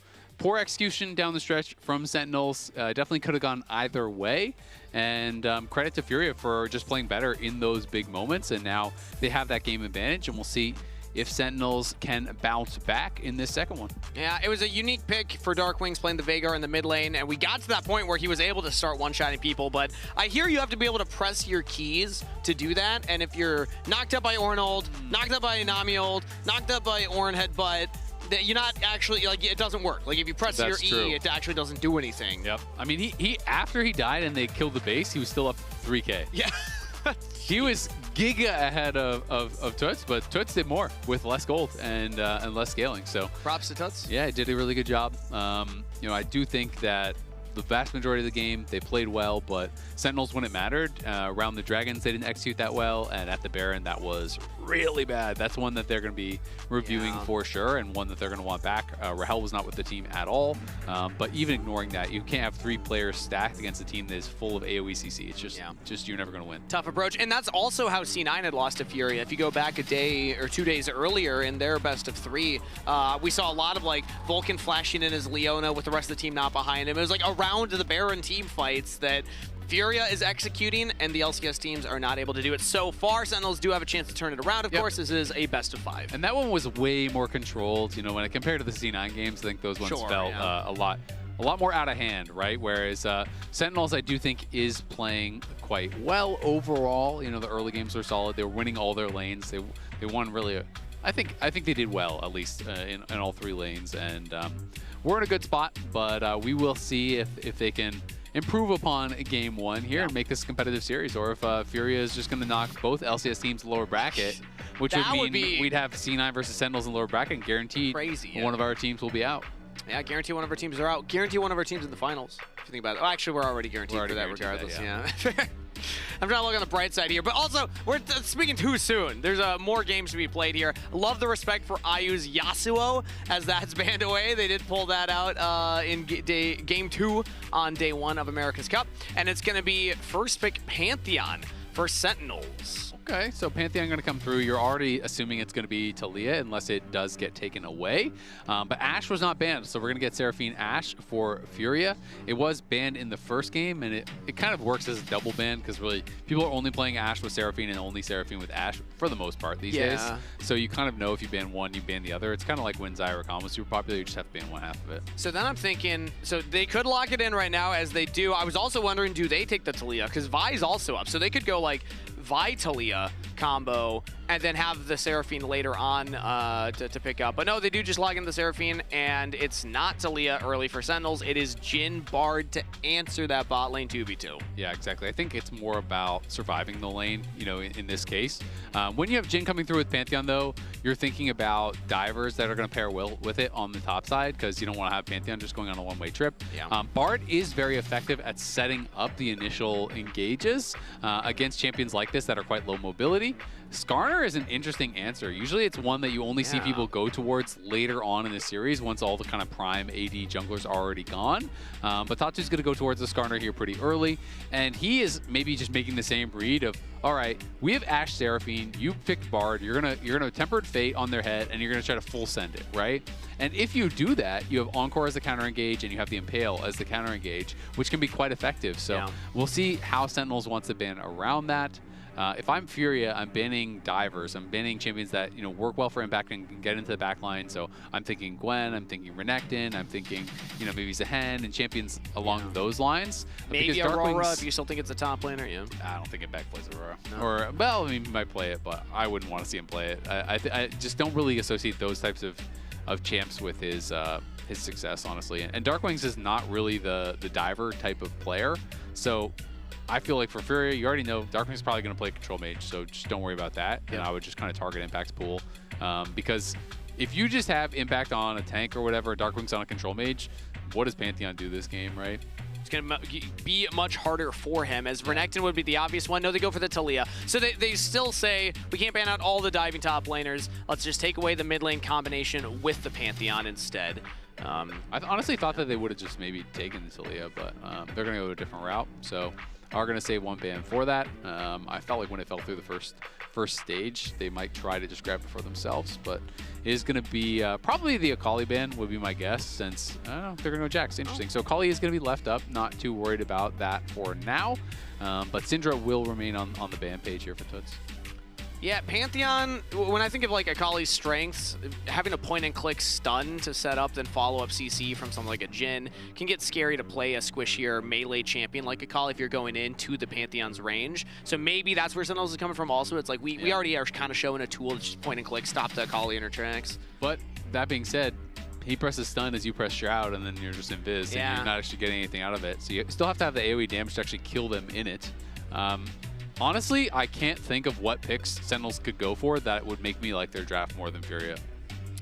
I feel like I almost don't even care what the last picks are. I already feel like Furia won the draft. I think that their draft is really, Look at this strong. front line. They have so many different options for engage, for peel. Rise is not saving it for me at all. I mean, I'm thinking Azir would feel better than that. It feels hilarious to say this with 4 champions picked against 3, but and I'm not usually an overreaction Andy with the draft, but oh my god.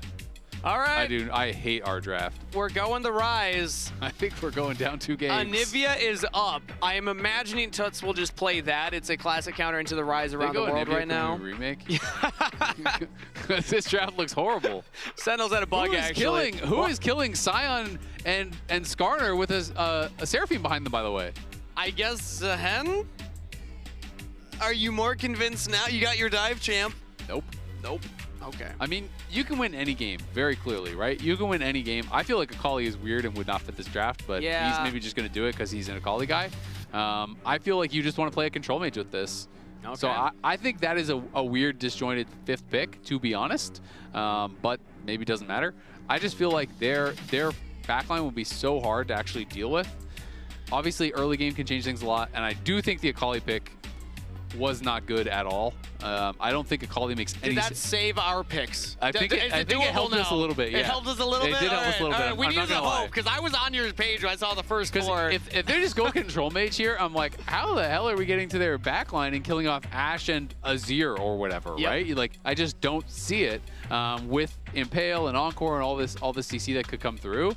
So I was feeling really nervous. I mean, it's League, though. Draft is like a force multiplier. Your play is what makes the difference, right? At the end of the day, I mean, draft can set you up with a big advantage or a big disadvantage. But that being said, sometimes a draft can look really one-sided, and then someone gets very ahead, and all of a sudden nothing matters, right? It's like if the Sion gets pounded into the dust and is super far behind, then you're not really worrying about him. But Jhin is not a tank killer. Rise is not a tank killer. Yeah, Impact can win the 1v1, but again, you don't really have people to kill Sion, and I don't feel that you have the easiest ways to get to the backline past the Sion and kill off the carries either. So Akali makes it easier because, yeah, you might be able to CC the Akali, you might be able to just burst him down. But I do think it's really, really hard to reach Ayu in this, and that's why I thought a control mage would pair well with it because, okay, you can Pantheon ult on his head, you're trying to send in, but Impale, Ishtal's Impact, Encore, that's tough. It's going to be very, very hard. And to your point about, you know, Sentinels, maybe it's just about execution, the composition being a multiplier for skill expression. Same can be said for the comfort pick Akali. This is one of Tuts' favorite champions, so even though it doesn't necessarily fit, I still think, you know, we know what he's capable of on it. It was banned in Game 1. Let's see if it's going to work for Furia in Game 2. As they're up 1-0 in this series, we're on to the Rift for Game 2 of Furia versus Sentinels. Yeah, like you said, it goes both ways. I mean, the Akali, maybe the Akali just gets a bunch of kills on Rise, and then who cares? You're just one-shotting the Jhin every fight. So that's obviously valuable if you're going to do that. But yeah, no, I did really like what Furia drafted through the first 4. I feel like the Akali is super random because I don't think that Sion and Skarner really want to dive. I think that they want to peel. But you can play it many different ways, so we will see how it goes here. Definitely very worried for Sentinels, though, in this one. I thought our Game 1 draft was a lot better than this draft. A lot better. This one not quite the same At least not to my gusto. preference. But that's the interesting thing about League, right? And that's why I think draft can be fun to talk about. Is that you know, I will sometimes literally talk to both coaches immediately after a draft, and they will both tell me, "Oh my God, these guys are clueless. They had no idea what they're doing in draft. They got completely blasted. We got this and this. They have no chance." And then you go to the other guy, they're like, "Can you believe those idiots picked that?" And it's like, it's the pick that Team A thinks that won them the draft. And Team B is like, "Those morons, what were they doing?" And then whatever team loses the game is like, "Oh, it wasn't draft. If it was just, you know, we botched that 6-minute." The players all think it's draft, and the coaches never think it's draft. Yeah, that 6-minute scuttle, it's really doing a lot of heavy lifting for draft defense so far this year. I mean, you pick the ultimate scaling team, and then you just int the game at 5 minutes at scuttle. Well, draft diff, what can you do? That's the ticket right there. All right, well, so far Dark Wings does get the early push onto Tuts, so we're not seeing the Akali run away with the early game here, but I think that's to be expected. You're the range into the melee matchup, and Tuts is just going to be trying to get those levels and get that first back as safely as possible. I mean, this is actually a pretty good chunk from Dark Wings. He also gets the ward down to spot out where Tatu's going. Yep, but he hasn't gotten the potion out yet or anything, so he's just looking to recall. He's just hard shoving. He just wants a tier recall, pretty much guaranteed. And so that's kind of what you're looking for on that side.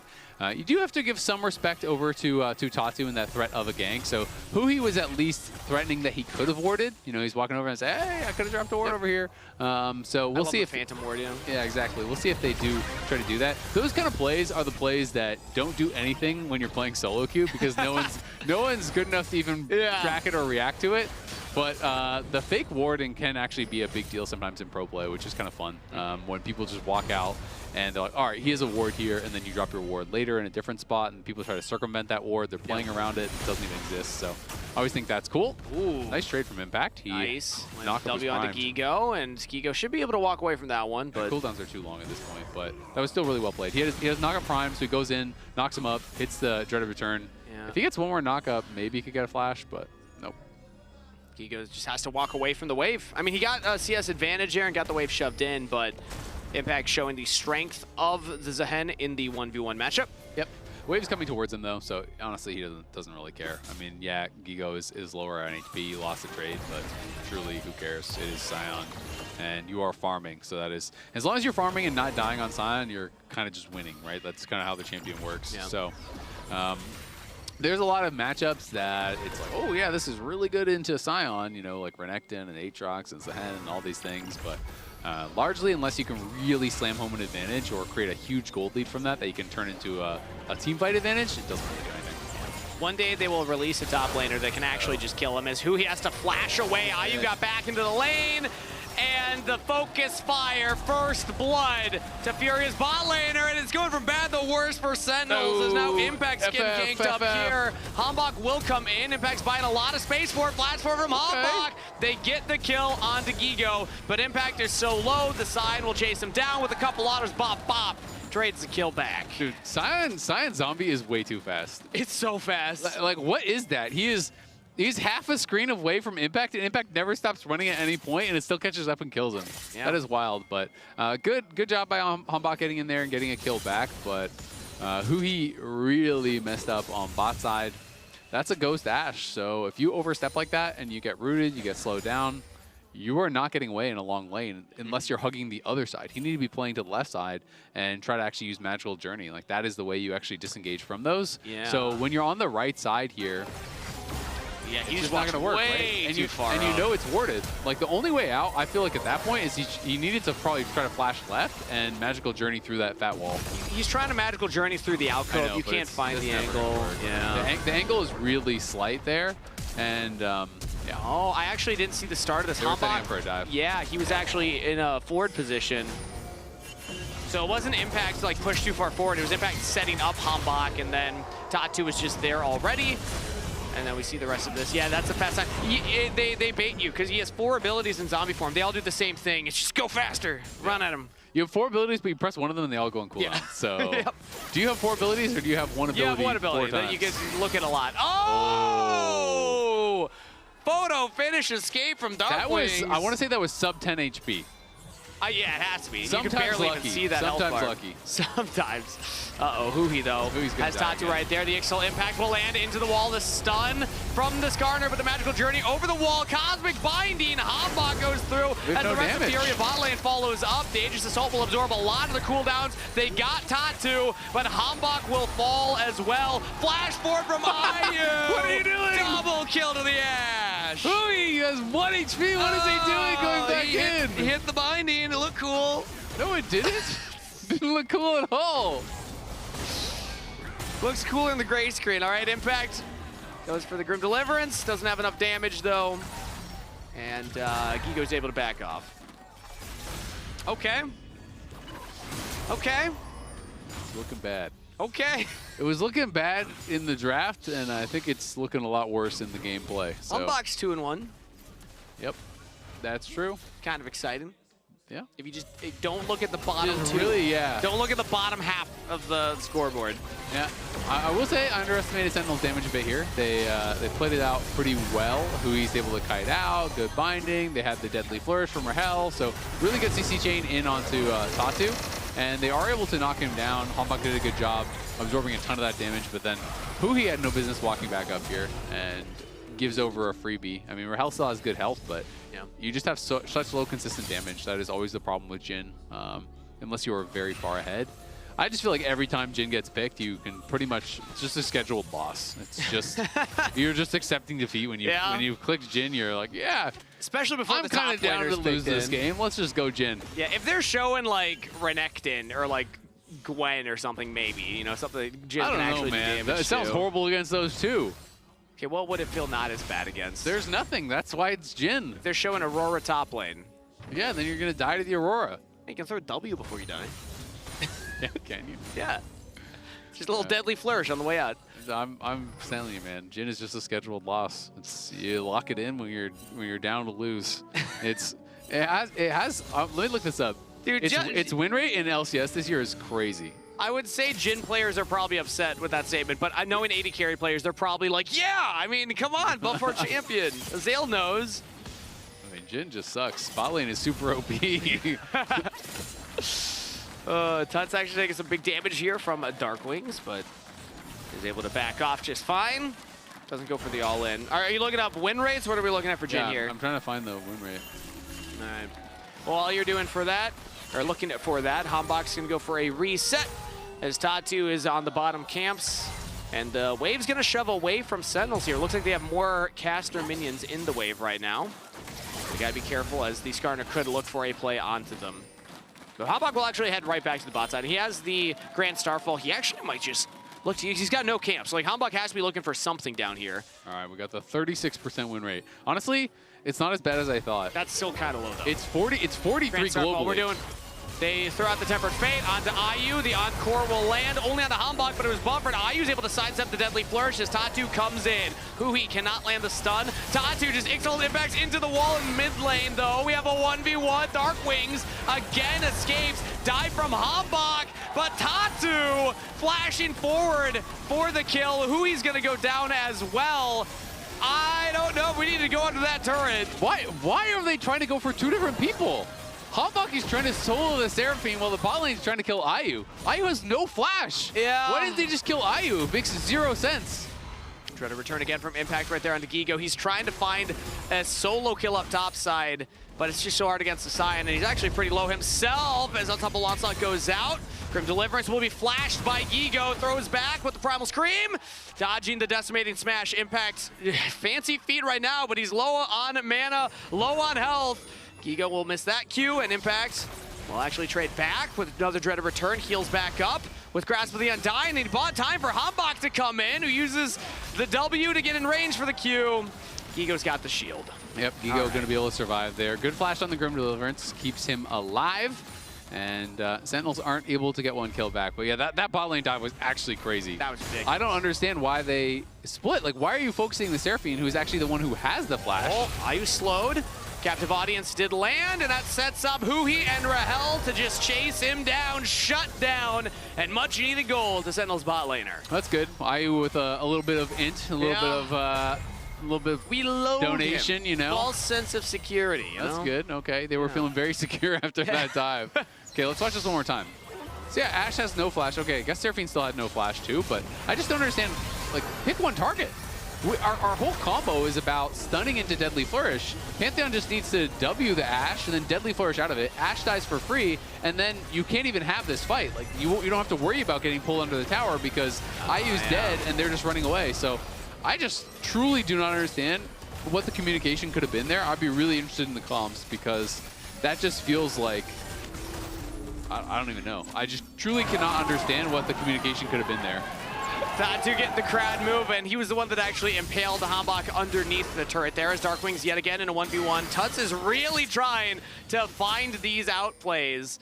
That's now 3 in a row that he's looked for here. His perfect execution will not have enough damage to Shuriken Flip lands, but he's right behind Darkwings, so Tuts will not take it.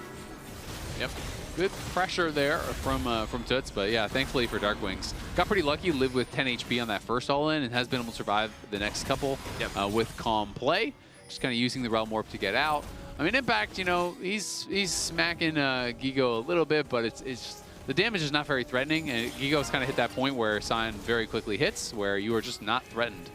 You could just kind of fight the wave. Hambach considering fighting this. Tempered Fate lands, but I mean, Arrest of Furia are here. The Enchanted Crystal Arrow onto the Encore setup. Chain CC Darkwings will go down that time as Hambach goes for the Grand Starfall and picks up the Dragon. Sentinels get the objective, but it's a double kill to Tuts, and now Sentinels need to get out of dodge. Tatu from behind lands the Impale onto Hambach and will just carry him away from the turret. Tuts is rooted up.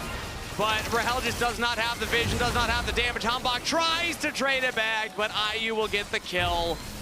It's an objective for 3 kills, and now Rahel slowed too. Can't get back to the turret, he's fine. Yeah, they had the anti-timing there. This one, I don't blame them as much. I mean, the Crystal Arrow hits right as the Pantheon is going in, and then Tatu just kind of Ishtal's impacts over the wall, so they kind of get split in that way. At the least, Sentinels did get the Dragon, but losing 3 kills for the Dragon, definitely not what you want, and they haven't even had to start dealing with Gigo, and it just feels like you're playing Ghostblade, Jhin, and Arise, who's not really accelerated, against Gigo, who's going to be so difficult to deal with. So, I mean, you can always win team fights regardless of your comp if you can play it perfectly, but it is very, very hard because I'm trying to think about how they actually even want to play it, and it feels like you basically want to Tempered Fate Ashe, and hopefully Seraphine too, and then Grand Starfall in, somehow gets a Hen in there, Jhin opens up the ult, and you're trying to just kind of one-shot their carries, but it feels very difficult to do that. And then even if you hit the Tempered Fate on both those members, how are Sion and Skarner not preventing you from doing anything there? How is, you know, Seraphine Encore not coming out? That's kind of what I'm worried about. I just don't really see a realistic fight that they win, because if you're hitting front to back, you lose 1,000 times out of 1,000. I got it. You just have to hope and pray that Gigo's not there. You just be like, Sion's not going to be in the fight. We don't have to worry about him. What about Tatu? Can he not be there too? Can everyone except for Ashe not be there? Yeah, if we just find IU alone, if everyone else's PCs turn off at the same time, I think we could actually have a pretty good shot of killing that Ashe. Not 100%, you know, has some of their spells available still, but not the worst. Total gold right now, it is IU leading the charge. Rahel not too far behind. Sentinels overall are 1.3K behind. And that's spread out between mid, bot, and support. So no single player has ran away with a big lead. You can at least give that to Sentinels. But as the game goes on, it's not going to get easier for them. For all the reasons you've been highlighting, like the team fight is still going to be almost impossible for them. They're going to have to find creative ways to find their own gold lead. And the issue now is that Tuts is accelerated, right? Darkwings had been able to live in the 1v1 every single time. He hadn't gotten any kills. If Akali is just farming 0-0-0 against a 0-0 Rise, you are happy about that. Then you can maybe say, oh, we'll just play through side lanes. Rise will get to a point where he can win the 1v1, and maybe you'll kind of spread the map and find picks that way with Pantheon, and maybe that's your problem-solving way, because, hey, we have Bard, we have Pantheon, we have Realm Warp, we play, you know, we're going to catch people in transition. But all of a sudden, Akali gets 2 kills and an assist in that team fight. Oh, Impact's actually struggling here in the 1v1. Lands the Dreaded Return, but is so low. He has a passive stacked up, so Ego's not going to get the kill. Grand Starfall in underneath the turret. He's got the Shield Grim Deliverance for the damage. Hambach's tanking it up. They get the kill, but topside flash from the Shuriken Flip. Tuts will not find his own kill, and Sentinels are able to retreat from Gigo under the turret. All right, well executed. They get the kill and they avoid the kill top side. Yeah, that was good. I feel like Impact should have just tanked it up though, because he had his passive stack, so he could have just used his revive instead of forcing Hanbok to do that. I think it would have made it a lot easier. He probably could have saved the flash from Hanbok as well.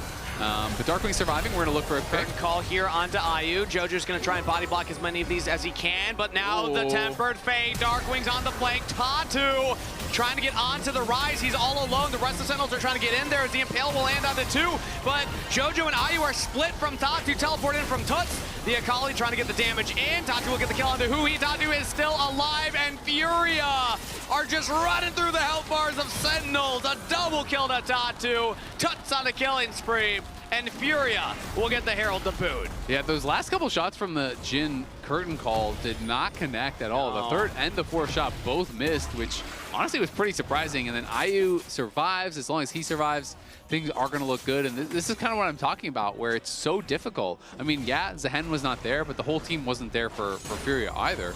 And it's very tough for Darkwings and Hanbok to be relevant, to be in a position to actually damage the backline without getting CC'd by the frontliners and without getting CC'd by the Encore. And we kind of got to see that.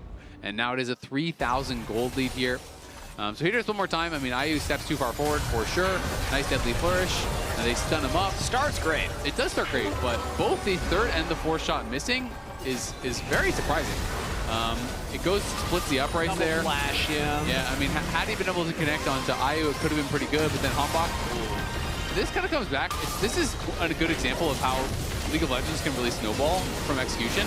Imagine if Hanbok had flash and he could flash out the Skarner and stun IU, and IU dies instantly there. Sure, yeah. And he does not have flash because Impact didn't tank the tower on the bot lane dive, right? And that's one of those things where... Dominoes. It is. It's actually crazy dominoes. And I mean, maybe they disagree and they feel like they played the bot lane dive correctly. From my point of view, Impact should have always been tanking that and just used the passive for the revive. And then Hanbok still has his flash. IU maybe gets one shot there, and maybe the team fight is completely different, and maybe the game is completely different, but that's not the way they played it. He lost his flash on bot side, and that means he gets Skarner ulted. That means that IU walks away, and if you can't one-shot IU, he's going to do way more consistent damage than anyone on your team. Yeah, Tatu impaling into the Encore was beautiful setup, as Impact was not spotted in this brush spot side. Furia have multiple members hanging around, Sentinel as well. Grand Starfall is available. Hanbok could look for a big engage, as Impact will spot out 2 members. Dodges the stun. Tatu gets in there, has the Impale available, flashed by Impact.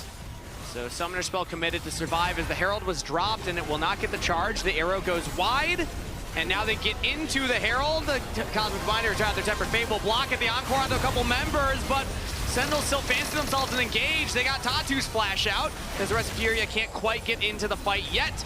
They have their top laner joining up, but a little late, as Sentinels do hold the turret for now. Yep, I mean, Tatu is not that tanky, to be honest, but even him you can't knock down, and the Scion is going to be way harder. Scion's going to be way harder to kill. Obviously, that started really poorly because Impact got spotted. He has to use both the Grim Deliverance and the Flash to get away. And then they decide, you know what, it's probably not going to get better. We just need to try to force things regardless. So they are going to decide to just send it. But the CC is always going to be the problem for Furia. I mean, Hanbok arrives, and I don't know if he was like mashing against Assault or maybe he wanted to hold it for later in the fight, but he didn't get it off and ends up losing so much of his health during that CC. Jhin is just never going to threaten the front line. I mean, we're going Ghostblade into LDR, I believe. Ooh. And it's just like, where's your damage, right? Like, Rise maybe eventually is going to do something because it is purely armor being stacked by Gigo, but a fight where your Rise is hitting the Scion the entire fight is not a fight you're going to win anyway. So I do think it's going to be really, really, really tough for them. And they need to keep trying to go for these side lane plays. Like, the dive on the Scion was good.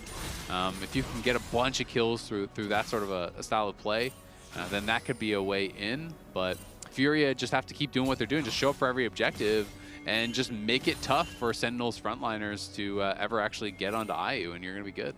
Lord Dominant Guards is finished for Rahel, so the LDR has come in. But I think at this point, the only win condition for Sentinels is Impact having pop-off plays. Like, Zehen, maybe we get... can we say 300 years? Is Zehen the 300 years champion? I know Aphelios was 200 years. I feel like Zehen has so much power in his kit that we've seen him just take over games that feel unwinnable regardless. So maybe that is the win condition, as actually that's a Baron startup on spawn from Furia. We see multiple members of Sentinels down here. I think they're going to get it too. I don't think Sentinels has any idea. They're not even, now there's some pings. I think maybe now they're a little bit nervous, but And they drop the far side alteration. They'll see it's at half health. They have the Tempered Fate. They'll throw it in there to delay. Teleport in from Impact on the flank. And Rahel will walk straight into Gigo. Knocked up with the arrow cleansed instantly. He's trying to get back. But the Impale now onto Huhi means that it's a numbers advantage for Furia. Jojo flashes the Deadly Flourish to survive it. Baron is delayed, but Furia do get a teleport and a kill for it. Yep, they get the teleport. They get the kill. Again, just hit whatever. Back on it. Legit doesn't matter who they're hitting. They hit anyone. Any CC lands on any Sentinels member, impale them, kill them. Yeah. There's really no recourse to that. Unless you can find like a Tempered Fate on the impaled player to delay, but now they don't even feel like they can enter. And they're going to be too late. The Baron, I think, is just going to be gone before they can do anything about it. There's no Grand Starfall. Impact is walking in. Darkwings is too far behind. They will just watch as it falls. Furia pick up the big purple worm, and now they're going to try and get out of here. Gigo pulled back in. Hambach trying to lock him down, but you can see how tanky this Scion is. Grim Deliverance follow from Impact. He's tried his absolute hardest to get the kill. They got it. Rahel with the curtain call will get one.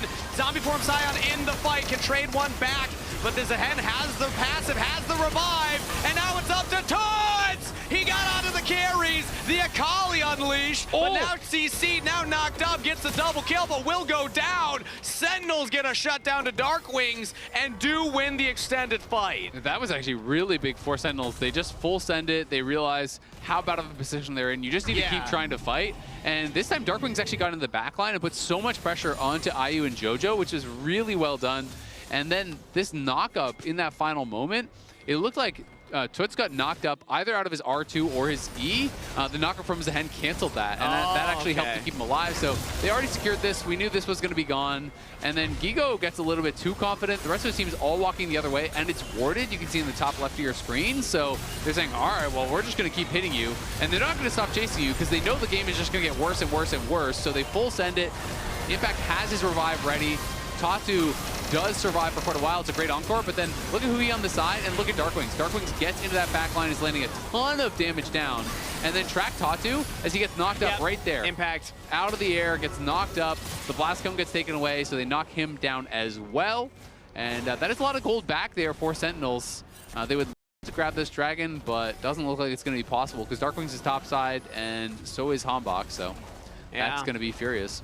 It's 1,000 gold lead. It's a negative Baron gold lead so far. That's a Baron deficit right there of about 1,800, but I don't think it's going to matter too much. Furia, they get back to the map. They take this dragon. That's their second of the game, and they still have Baron buff on Tatu. He was the one that lived, so they still could theoretically look for you know, pushing in some waves if they want to use it. They're not answering top, so I think Furia is actually not really having their lane assignments very set up well right now. So Darkwings pushes that in, gets a plate, and Darkwings is looking to try to build towards the Actualizer next.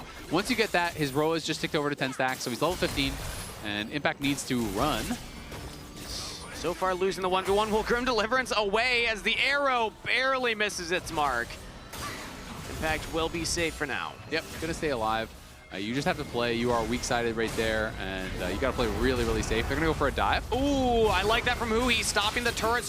Darkwings can walk forward. Gigo, ultimate, body blocked by Hui. That Bard just bought so much time for Sentinels to find their pick onto the tanky top laner, and that Scion went down. This is really nicely done. This is the kind of problem-solving that we were talking about when we're trying to think about, okay, how could you actually win? Well, you have Pantheon, you have Bard, you have Ryze. Try to play through sides. Try to keep picking them off because the 5v5s are going to be really, really tough. The difficulty with that is always if you're trying to play one of those kind of skirmishy, split bushy style comps, if your opponents are getting dragons, eventually you are drawn to there and you have to fight, right? So that is the problem that they are going to be dealing with here. They've gotten a couple nice picks in the side lanes. They had that bot lane dive, obviously, on Scion. Now they get a top lane kill on a Scion. And that's the Actualizer gold for Darkwings because he got some plate gold. True. He actually got, you know, a good injection there. And Actualizer, anything is possible. You know, do I still favor Furia's comp? Yes, heavily. But when you pop that Actualizer and you get into the backline and you get some good damage down, you can sometimes just win a fight straight up, right? Where you are just bouncing the spell flux across multiple members. You know, you're getting so much damage down, and sometimes it can work. So we'll see. Right now, vision is dark in the top jungle. Darkwings is walking up here to get towards this top wave, and Hui's going to back him up. I will say that the gold is still even. It's good for Sentinels that they got some of that back in their favor. It's about a 3K lead for Furia before the Baron. They get the Baron, it's a negative play, and then they also lose the play immediately afterwards. So Sentinels are back in it slightly, and a lot of that is on Impact. So when you talk about the win condition, the Zehen does have that lead right now as he's once again relegated to the side lane in this 1v1, but I still just love Furia's composition and their chances with it. No, I completely agree. I think Sentinels are doing the best they can, though, from a tough spot. I mean, they really misplayed some of the early game stuff that got them behind, and I think their draft was always going to be a lot more difficult to pilot. Gigo has so much armor, but he has almost no MR. I think a lot of Scions would have built a little bit earlier MR, which is why you're seeing Ryze do so much damage to him. You know, he just has that null, and that's it. But obviously, because he is ignoring MR completely, when Impact is hitting him, it looks like this, where Impact is just hitting him over and over and over. He even went Stridebreaker to be able to have a bit more chase down, probably onto the Ashe on the Seraphine.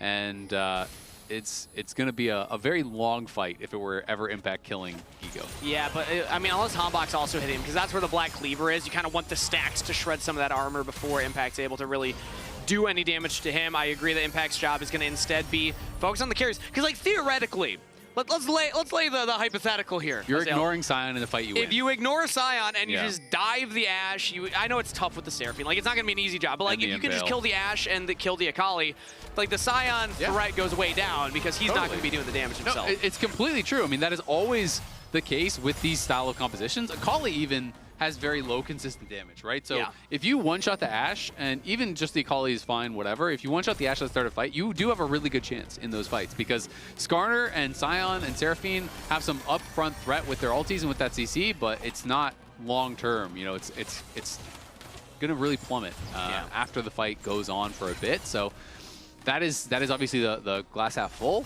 The glass half empty. I'm a glass half full kind of guy. When I have an orange juice, it's half full. Yeah, I mean, it's half full there. And the glass half empty is that, obviously you want to kill IU, but there's so much peel. Yeah. So it's not going to make it easy, as that was a Realm Warp from Darkwings. Not exactly sure. I think they were nervous about Baron. They were really nervous that they were rushing down Baron, so he's trying to rush out of base and pops that. He does have his Seekers, and IE's done for a hell, so some big items coming through. Death Dance done. You can see Infinity Edge was already finished there for IU. Toots is on 3 items, and now Tatsu's just going in towards support itemization, which is always very strong.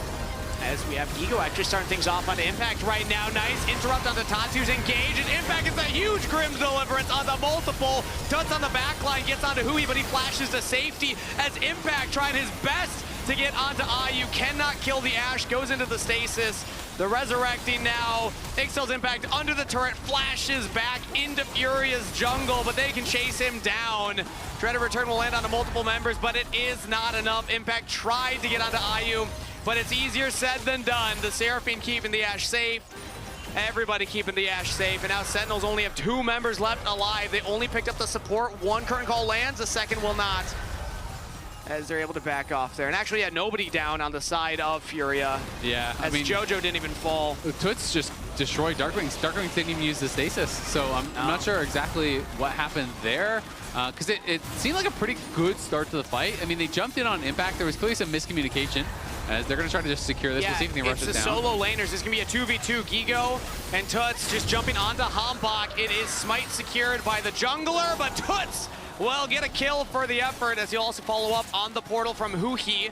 Cosmic Binding can stun up, has the Temper Fade as well. Over the walls Rahel, but they just don't have quite enough. Ooh, stasis for the Binding, as in comes Gigo to keep his mid laner safe, try and get them out of there. Darkwings is here, everybody's here. The arrow lands, a splash out of Toots, as teleported from Impact will not get the kill onto Akali. Sentinels, they tried to find something there. They get the dragon, but it is another Baron to Furia. Yeah, but at the very least, they do get the dragon, but of course, great stuff from Furia. I want to see that fight one more time and see exactly what happened to Darkwings, but definitely miscommunication there, because, so the call here from Hui is, oh, I'll save you with the Temper Fate, but he's ulting away from it, right? So clearly it was different calls there. Okay, so it was just the Impale. So it was just the Impale onto Darkwings. Darkwings basically gets CC'd 100 to 0. I mean, if you get tagged by the Encore, you're going to get hit by the Impale. Everything's going to kind of chain up there. Obviously, there's a Crystal Arrow. There's so much CC. And if you can't flash the initial CC, you're kind of cooked. And that's what he would have had to do. I think this fight would have actually been pretty winnable had he not gotten hit by that Impale. You know, if you could flash the initial CC as Darkwings, then the amount of damage you can put out is actually pretty high. And IU got pushed back pretty quickly, so... But that's just kind of the way it is, right? That's one of those fights I want us to take a look at again, because also the start of it, really weird positioning as Gigo. Can he survive this? What are the odds? No, he does go down. All right, 4 members of Sentinels. If we get 4 people hitting the Scion at one time, we can actually kill him. Yeah, he's dead. Not too bad. As Tuts will land the Shuriken flip onto Impact. 5-point strike as well, but he gets back to the safety of the rest of his team. The arrow now on the Darkwings. Beautiful Bartle from Huhi to stop the re-engage from Tatu. This is a TP from Tuts. Yeah, TP from Tuts to try and stop the retreat. It is spotted though, so Sentinels know that he's there, and they will not run into the Akali. We must go home. Retreat. Get out of there. All right. Well, Sentinels doing a decent job. Furia clearly in control though, and this would move them to match point. You can see Tuts is really strong now. I mean, he's going to be working in probably towards a death cap at this point. He's already got a lot of AP. I doubt he's building a Banshee's Veil with that large fraud, so next one should be a death cap. IU's on 4 fully completed items. He's 2,000 gold ahead of Rahel, and his champion just naturally does more consistent damage as well, and there's squishier members. So that is problematic for sure, but Impact at least is very far ahead. He's up 2K, so if he can have a really good fight, if he can get a passive stack, get in the back line, there's always going to be chances, but it just feels like so much is, can you not get destroyed by Impale and Encore and Crystal Arrow? You can't get CC by anything, because if you get hit by any of it, it's going to be chained and someone's going to be dead on Sentinels, and then the fight is probably pretty lost. So it's all down to the start. Yeah, this is, I feel like we're just playing different games at this point. Like the composition from Furia, they're just playing a pretty straightforward game of checkers. It's just like move your pieces forward, do your front to back. I mean, Tuts, of course, is kind of the wild card here on the Akali, but he's comfortable on the pick and he's doing well. I feel like at Sentinel side, everyone else on his team is playing checkers, and he's like, I advance to go and take $400. He's playing Monopoly, just getting all the money back. Brother, what are you talking about? Those are checkers pieces. Some new iteration of chess. Yeah. Sentinels, meanwhile, they're playing like Punch-Out right now. They're just getting rocked by Tyson here. Like, it is so hard to win these fights. If they find a pick, though, onto Tuts, that could be a good start to it. Goes into the Shroud, use the perfect execution once to try and get out of there, but Sentinels pull him back in. Impact lands the dreaded return as IU now slowed down by a couple shots there. Hotbot, Grand Star fall in, they got onto JoJo. The Seraphine, the dominoes start to fall. Sentinels get 2 as IU now all alone on his retreat. Sentinels still have multiple members here. He doesn't have a turret up there, so they can desync the death timers if they chase for the kill. There's no objectives to take on the map, so yeah, you might as well just get the gold if they want to. Die. He should definitely die. I mean, keep going. He's got Gigo behind him. It's going to be Hambok. It's going to be Darkwings, who he's a little far behind as a flash from Darkwings over the unstoppable onslaught. Gigo's not able to land that one. Now Hui joins up. Meanwhile, Impact's taking the bottom turret. Sentinels find kill after kill after kill, and they're going to turn it into a cracked base in the bot lane. Just like they drew it up. I never doubted them. Yep. That's that Punch-Out, baby. They learned, they figured it out. The Dark Souls boss has been defeated. They learned the attack pattern. As soon as they locked in those first 3 picks, don't check the tapes, but I remember myself saying, oh, it's going to take us 1 pick onto the Akali into a chase down on JoJo in mid lane, and then you catch out IU, who's going topside with a nice flash. This is where we test if our socials department is paying attention. Take that soundbite and overlay it onto the draft. With me just blaming their draft and being like, FF, get me out. But we just, just the soundbite from a few moments ago onto that moment. And there we go. That's it. All right, let's cap that dragon. I will not unclench, though. I will say that. I'm still scared. You're staying clenched. I'm staying extremely clenched. Azale, there's one thing I know about you. So when you're clenching, I'm clenching. All right. Sentinels, can they do it again? I don't want to be clenched. You don't want to be clenched? You don't want to co-clenchers? I don't want to be synced up like that. For co-casters, for co-clenchers? I thought this was like a... It's got to be like a synergy natural, thing. You know? All right. You can't force it. All right. Just like synergy. I don't want to talk about forcing clenching right now, but I feel like we're getting back to the prune juice conversation that was happening earlier. Buddy, just chill out, you know? Just chill out. Yeah. We know why Azale doesn't drink juice anymore. Your name is Kangas, not Kantgas. Oh, I like that. Yeah. I like that. Yeah. And together we are Asgas. Still back on the conversation. Baron's up for Sentinels. As they're starting it up, Furia will spot it out. Tatu into Huhi and Impact, holding the line. Big Steel's Impact not available anymore. He's gonna have to look to flash over this one if he wants to steal it out to the available. Impact! Oh, beautiful Bard ultimate to stall the steal attempt as Impact gets out of the back line. Oh, no, that's one down. They kill the Seraphine and Pale lands. Tuts can try and get the damage down. He's stunned by Hambach. He's alone in the Shroud. His Impact is still alive in his 1v3 on the side. Grand Starfall to stop the retreat pass. Shut down on Impact. Finally, unlocking Soul Impact into the wall. Verhel's trying to get some damage down. Darkwings is low. Scary to walk up. Furia flash away. Hambach flash follows. They fancy themselves a kill onto the tank, and this time they'll get it. The Black Cleaver shreds the armor. Rahel gets the final kill. Sentinels find the play. Okay, let's go. And we got the Baron, so that's big. That is really big. Ishtal's Impact, that is a really good interaction with the Pantheon stun. It pulls Pantheon out of the air of his stun, so you actually can't interrupt it there. Unless you're coming from maybe a different angle or something. But, you know, I saw that mid-fight. Hambach goes forward, goes to stun. I'm like, great, he's going to interrupt the Ishtal's Impact, but he actually pulls him out of his stun. And was able to keep going. Otherwise, we could have got Tatu too. So yeah, crazy. Well played. I mean, that is Impact making a huge difference. He survived forever. Like our frontline killing is not good, but Impact puts so much pressure on the backline. He takes down JoJo. Yeah, he doesn't kill off Ayu, but he puts so much pressure on Ayu, and he has the revive stacked up. Yep. And honestly, just a really, really good job by Impact. He is acting as the front line, and now Darkwings is 6 items, and Jin in the super late game actually starts to hurt because he gets so much AD with the passive, so they're getting to a point where we can win this game. Impact's got to be my front runner for player of the game so far. He has kept them in this as the Zahen. Tuts has a flank angle, but Rahel does spot it out. Hits the blast cone to knock Tuts back away, so Furia's mid laner will back off of the attempt. Impact, meanwhile, still on top position. Teleport coming in, the arrow lands, but is buffered by the Grim Deliverance. Tempered Fate will buy more space for Sentinels. Tuts completes the teleport as Darkwings has to be careful. The Encore lands on everybody, and Tuts gets onto the back line and just slaughters the health bars of Sentinels. Run, Darkwings. Get out of there, buddy. There was a moment of hope, but that's been shut down just like Hambach. I mean, we can still win the game, but like Darkwings needs to not die. We need to be careful here. Yeah, this is a dangerous position why are you to be still in. there? Still up as Tuts has the flash available, has the Zonias available. Darkwings has to be very careful as he will back off. Yeah. Oh boy. I mean, that was a bit rough. Impact is too far up. Impact is just way too far up. The Tempered Fate was really, really good from Huhi. Right as Tatu lands the Impale, he Tempered Fates him, beautiful. So it's going to delay a lot of the time, but the game might just be over. I think it is, unfortunately. Long death timers, specifically Hambach, 25 seconds. It's going to be 15 for Rahel, 15 for Impact, so it could be a 4v5 base defense. Furia still push into the Baron empowered minions. Maybe that's a saving grace here, but it just expired. They got spooked. I thought they were going to force it. I feel like they could have maybe forced it still, but Impact and Rahel are up soon, and I was kind of worried that they were just going to get a kill onto Darkwings, and then the game would be ended. But Sentinels, hold on. So I was getting too spooked for nothing. And now it's down to Soul, right? So now clench though, Azil. You know, don't get too comfortable. Don't tell me to clench.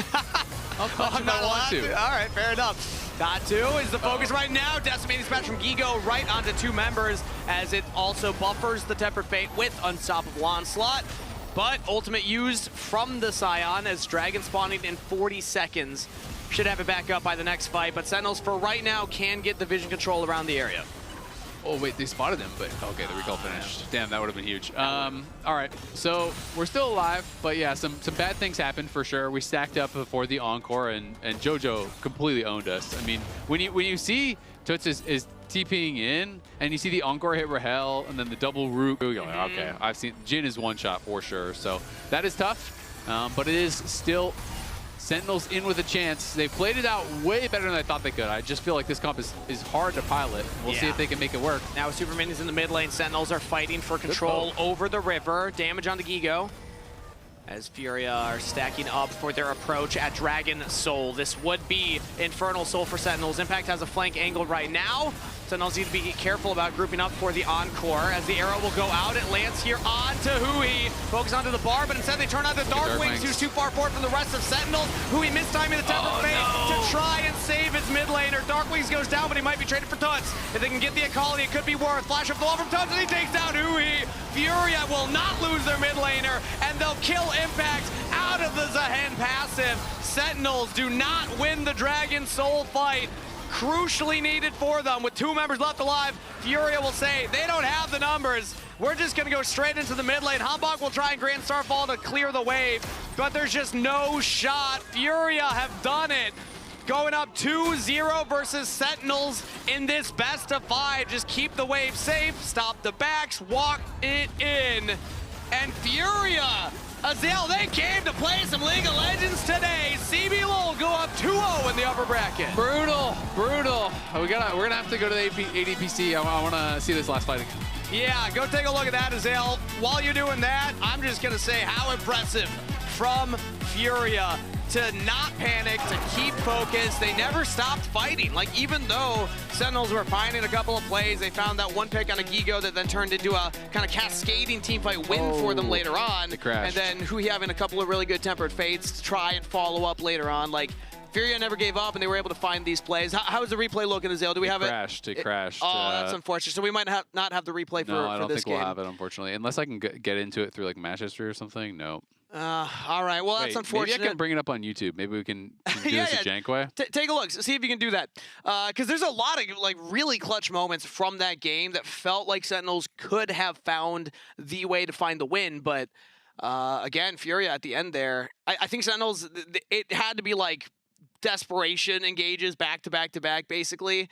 Their team composition was so tough to actually execute in those moments. So I feel like in a way they were lucky to even get to the point that they were at, but they gave me hope, man. I actually thought that they could do it at the end. Yeah, I mean, it is really, really hard. Okay, I don't know if we can do this way, but I have it on YouTube, so maybe we can actually just try it this way. It's obviously a little bit jank, but and you can't look at like anything other than what we actually saw on broadcast already, but I do want to see this one more time. So if we can bring up the computer, if we're okay doing that, then maybe we can just see straight onto YouTube. So I'm just going to be pulling it back up from YouTube. Hey, there we are. There we are.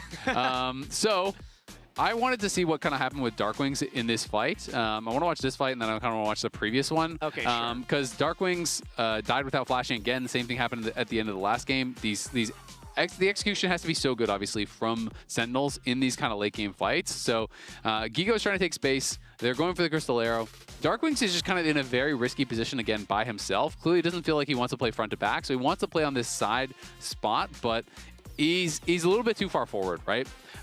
Toots has been spotted down here. So Sentinels, basically you have kind of 2 options, right? Either you back off and you try to play towards marking the flank, or you push forward and you try to actually get like a short 5v4 type fight, and you risk getting flanked by Toots. So as the Crystal Arrow comes through, we see a Charm landing here, and again, Darkwings is just getting like fully CC'd. The mistiming on the Tempered Fate sucks, but I'm not sure that it really would have made that much a difference because Toots has now come over the wall. He's zoning out Hambach and Rahel. Like, look at where Rahel is. He basically can't join this fight at all. Yeah. And Darkwings is a lot of your damage at this point. He is 6 items. He gets focused down. And to me, it just came down to him positioning a little bit too far forward. I mean, you're not even getting hit by the Crystal Arrow. You're just getting hit by the root. And he gets Mikhail's out of it, but then insta hit by the Charm right after. So got tagged by the Encore from JoJo. You know, well played by him. But at this level, you got to flash that, buddy. Yep. You got to flash that every single time. Like, this is him on vision hitting you with the Encore after you just got Mikhail's out of the other CC that you didn't flash, right? It's just there's no Crystal Arrow. So if he actually flashes that, there's no real CC for him, right? Besides maybe like a point blank Sign Ult or something to set that up. But I feel like that is way more playable. So that one was pretty tough. And then I'm gonna try to go back and we'll see if I can find this top lane play. Where was the top lane play? Was it before this? Yeah, I think it was before. I think it was before, yeah, because this was where Furia was able to... Right, so this is, I think, maybe a replay of it. But this is just Impact. It's like, again, you know, just overextended a bit. We know generally where they are. They have been bouncing between these 2 waves. They're trying to play this Baron setup, right? So you're trying to have this synced up where Impact is pushing forward, and then as Furia comes and answers this mid wave here, you know, they are getting pressure on the top side, and then you have supers coming in through bot, right? So you're kind of trying to play through these through waves and bounce back and forth, but Impact is stepping too far forward in this case. You know they have the inside track. TP's coming in here, and so Sentinels are all trying to pile in to be able to bail him out. But if you're going to use the Grim Deliverance, you know, to retreat, then that is your strongest team fighting tool on your strongest member that's already gone. So already you should be thinking about disengaging this fight. Tatu, though, so much credit to him. He buffers the Impale so it lands right as Impact comes out of this. So watch this again. This is really well timed. Impact is trying to immune the CC, but look at this. Impale, instantly as he lands. So well played there by Tatu. Lands that. The Tempered Fate is also really, really good on the side. But then look at Jojo right here. He's already lining this up. You need to be thinking about the AoE CC. You need to be thinking about the Encore that's coming through. This is both of your carries lined up with the guy who can't do anything, who's already CC'd. They get hit by the Charm, and then the root comes through from Jojo. He's stunned up. Now he's knocked up. Toots arrives. Rahel is dead. As soon as I saw that Encore hit, you already know that fight is over. So these are things, and you can see that is my reaction right there. That's how I felt. Yeah. You know that fight is lost. It's just execution in the late games. I mean, this comp, I think, is way harder to play than what Furia drafted out last time. I think their comp in Game 1 was easier to play, but at the end of the day, Furia has just played better in all of the most important fights in all the biggest moments, so rightfully so, they are at match point. We've had 2 really close games, but close does not count. Yeah, I'll say, though, they gave us hope. The comp was so hard to play from the beginning. We had a lot of gripes with it going into it. I think at this point, maybe we can tell socials to not go ahead and put your audio over the draft, because it was what you said in draft. Like, they just can't kill the front line. They can't kill IU. Even if Impact's able to get onto that back line, there were only like one instance where Impact was able to pull off that big fight because of just the draft differential that we saw there. Furia's comp was so much easier to execute, and they executed it incredibly well. Tatu with player of the game. Very well played from him, 5-1 and 17, and the Skarner, counter plays, the Skarner engages following up, and like dragging into the Encore. Like, there were so many cool moments that Tatu was able to pull off in that game too. Yeah, I mean, they're just playing AoE CC in almost all their comps, and they're playing it super well. You think back to the previous game, they had Cyclone and Nami Wave and like all of these tools, so they're playing it great, and we'll have to see if Sentinels can clean it up in late game to even make this a series. Otherwise, they're about to be swept out into the lower bracket. Yep. Fury's looking like the best team in the America's Cup. One loss from Sentinels, and they're in the lower bracket. Furia would then go to the finals. Let's see if we get a sweep or if Sentinels can give us a series. We're going to throw it to a short break, and we'll be back after this.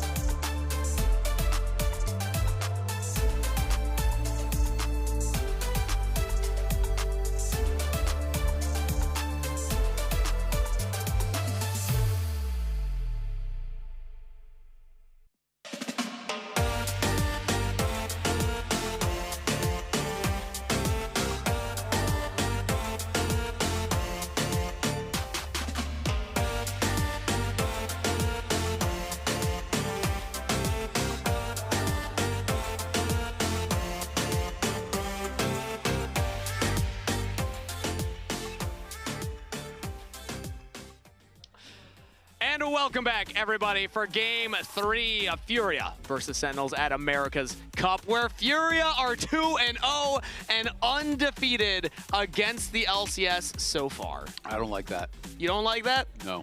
Well, what if... You know, you got to build up the... It's like Rocky. You got to build up the villain. From the LCS bias side, of course. You got to build up the guy that you got to beat in the finals. So he's undefeated on the way to the finals. But I wanted both our teams to be in the finals. True. We got a reverse sweep. Hey, it's possible.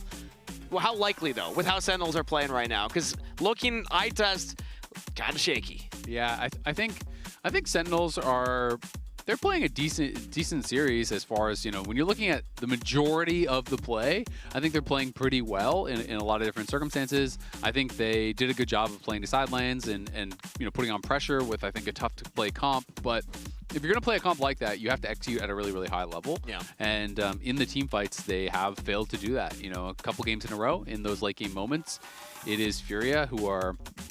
You can call it easier comps, you can call it whatever, but it's like, who cares? If they win, they win, right? Yeah. And they are just outplaying us in those late game fights. Yeah. You know, and they're just drafting a ton of AoE CC. So if Sentinels miss positions, if you don't react appropriately, if you don't flash those CCs, you're just dead. It's just going to get layered up. In game 1, it was Wukong ult, Ornn ult, Nami ult. Game 2, it's the Skarner ult, it's the Seraphine ult, it's the Ashe arrow, it's the Seraphine root. They're drafting tons of AoE CC, so Sentinels have got to react appropriately, and they haven't. Darkwing's both games, I mean, it's definitely not just on him, but both games, you got to 6 items on super powerful late game carries, and you died without flashing a CC. Yeah. And that's just facts. So gotta step it up here if they want to have a chance. Talking about AoE CC, FURIA are still doubling down on that with the Nico as their first lock-in. They're red side again, so this is 3 games in a row, but now they get first pick. And Nico kind of fits that bill too. It's something that can either find that initial engage or follow up. And if you find multiple ways to CC these AoE, you know, engages. We're not first picking Sejuani with Trundle up. Okay. We are first picking Sejuani. We'll see if Tati wants to play the Trundle. Man. Oh, what about this though? Yone! We were talking about Darkwings' champ pool and really highlighting the fact that it's all focused on the control mages. We don't see a lot of the melee champions. Now blind picking a melee champion, technically flexible, I suppose. Like you could move this around, but typically, like Impact's not playing Yone. You don't think he is? He most fearless player in LCS. You don't think he's capable? I don't feel like either of these guys are Yone guys, which is very surprising. I mean, maybe they've been grinding on it. I don't know. Yeah. I mean, it's hasn't been played at all by Darkwings. I'm curious all time how much he's actually played it, so I'm gonna check. I just feel like Trundle is such a comically obvious answer that gives them a big advantage in the jungle. Tatu has been doing a really good job already, and I think blinding the Yone is quite risky. But instead, they're going to go for Kai'Sa and Nico. So Trundle is now bannable, obviously. You could ban him in the second phase, which would help some protection bans here. You're also going to be able to potentially throw some protection bans for the Yone. And so it's double melee solo laners plus Sejuani. So they're basically saying we're playing topside. Gwen has been getting banned out in the second phase quite often. So that is, you know, something that's going on. Let's see, Yone, he's got 3 games all time in his career on Yone. He's 1 and 2. So I mean, Darkwings has a wide champion pool. That was one of the biggest things about him as a tier 2 mid laner coming in. That was none unique. of them are this style. Right? Yeah, like, exactly. It's control mages that he primarily plays. I mean, look through. There's to find the first actual like melee, you know, aggressive champion. You have to go down to a Kali that he has. Silas, I guess, if you want to consider I feel like Silas is kind of different to me than Yone. To me is more in like the Akali bucket, the really kind of like hyper aggressive stuff. You can make the argument for Silas, but even if you want to make the Silas argument that that's the same style of champion that is, you know. He's got like 10 champions at least. That's his 12th most played or whatever, right? Like he just doesn't play those champs. All his most played are control mages. So it's surprising, but in a way, little exciting because it is Darkwings' first time traveling for an international tournament. I know it's America's Cup leading into first stand. There's, you know, what's on the line here is a lot of pressure, of course, because you want to be at CBLOL, but also you want to earn your region the ability for extra practice time ahead of MSI or during MSI with the boot camp that will be earned by the winner of America's Cup. So I think it's kind of cool in a way that Darkwings is willing to pull out such a deep champion in his pool. In Game 3, it's not like he's pressured to do this right now. This is clearly something that he's opting into. Yeah, no, they are absolutely opting into it. There's tons of control mages still up and available, but I do think it is scary when there's a lot of pressure on the line here, and you're not playing a champ that you're very comfortable on, right? Yeah. So we'll see. I mean, maybe he has a totally different perspective, and he's like, I play this all the time in solo queue. I'm completely comfortable. But I don't think he has been executing at a level that is, you know, high enough in the team fights when you think about these late game team fights. And those are on champions he's played a bajillion times in pro. And so I am worried going into a situation where it's do or die. It's a reverse sweep or go to lower bracket here. And you're doing it on a champion that you have, you know, a lot less games on. That being said, Sejuani, obviously really strong pairing here with the double melee solo laners.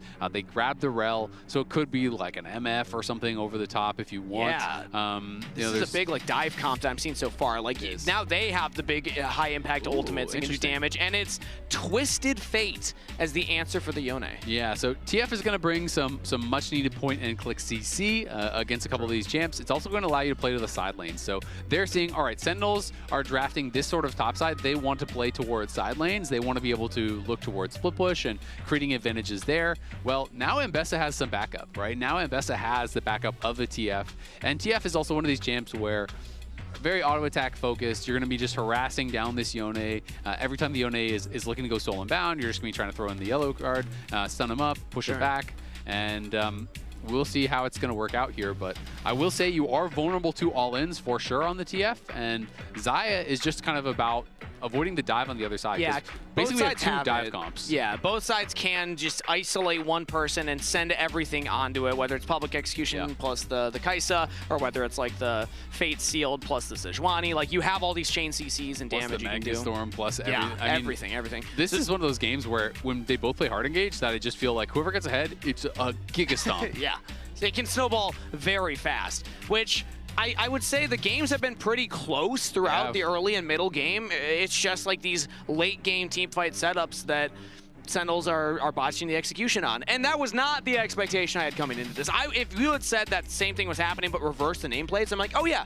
that's what we've seen from FURIA, or at least from RED, and what kind of I expect from CBLOL teams is they can compete mechanically, they can compete in lane, but then in the late game there will be that one mistake. But no, it's Sentinels that are making that one mistake. Yep. And in this type of comp, that one mistake can just mean that the game's over. It absolutely can. If you get behind, these comps don't really play in other directions, right? You kind of just go in, you full send everything, and kind of smash your head against each other. So this is like that meme I sent you of how bald men settle their disputes we have to headbutt. Yeah, exactly. These are two bald men comps. That's what this is right now. A couple of bald Coining dudes the terms. lining up on other sides of the stage. We claim them. They're gonna charge straight in.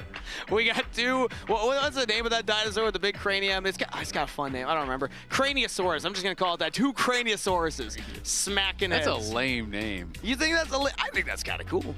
No. It's no T-Rex. Shellhead. Or Velociraptor. Velociraptor is an S+ tier. Velociraptor goes hard. Yeah, and also T-Rex, I think it doesn't sound as cool as Tyrannosaurus Rex. That's even cooler. Yeah, but he's got a cool nickname because he's a cool guy. He is. Yeah. Yeah, Rex, if you're really casual with him. Yeah. He got that's more of like a first name basis kind of thing. You know? Yeah. That's if he's invited you over for lunch or for mom's dinner. But never call him Big T. He doesn't like that. Dark Wings. He walked very far forward to get a ward on the Raptors, and will have to flash immediately. Gold card used. He does survive. Zale hates it here. Dark Wings hates the late state. Though. Like, I mean, well, I guess he can, but I don't think he's going to. That's really tough. That is horrible. The Brazilian teams have done this actually quite a bit. A lot of level 1 cheese where I know the perspective of many pros is that level 1 cheese is gone. Like, you can't do it. You risk too much. But if you make a really fast play like that, they just 3-man walk through mid, and Tatu steals us away. Yeah, and we now actually have an invade. He's Hambach level 2. has to leave his jungle. Hambach is probably going to have to flash here, too. I mean, Tatu's just chasing him all the way out. He will save the summoner spell and go towards the top camps, but that is flash out of mid lane. That is Tatu taking away the Raptors. Hambach's wrapping around. He can't do anything. He has smite. I think he's just going to try and smite it away from Tatu. But if you get spotted, you're just going to die, and you have no vision. He has no ward. He's going to have to just walk into it. He has Hui coming up from behind, so we got the double riders. Okay, he's going to get it. Metal Horse plus the Big Pig. And there we go. Hambach will smite the objective. That's actually pretty big, because that would have been disastrous if he did not get Hui roaming up there. Thank Hui. Honor.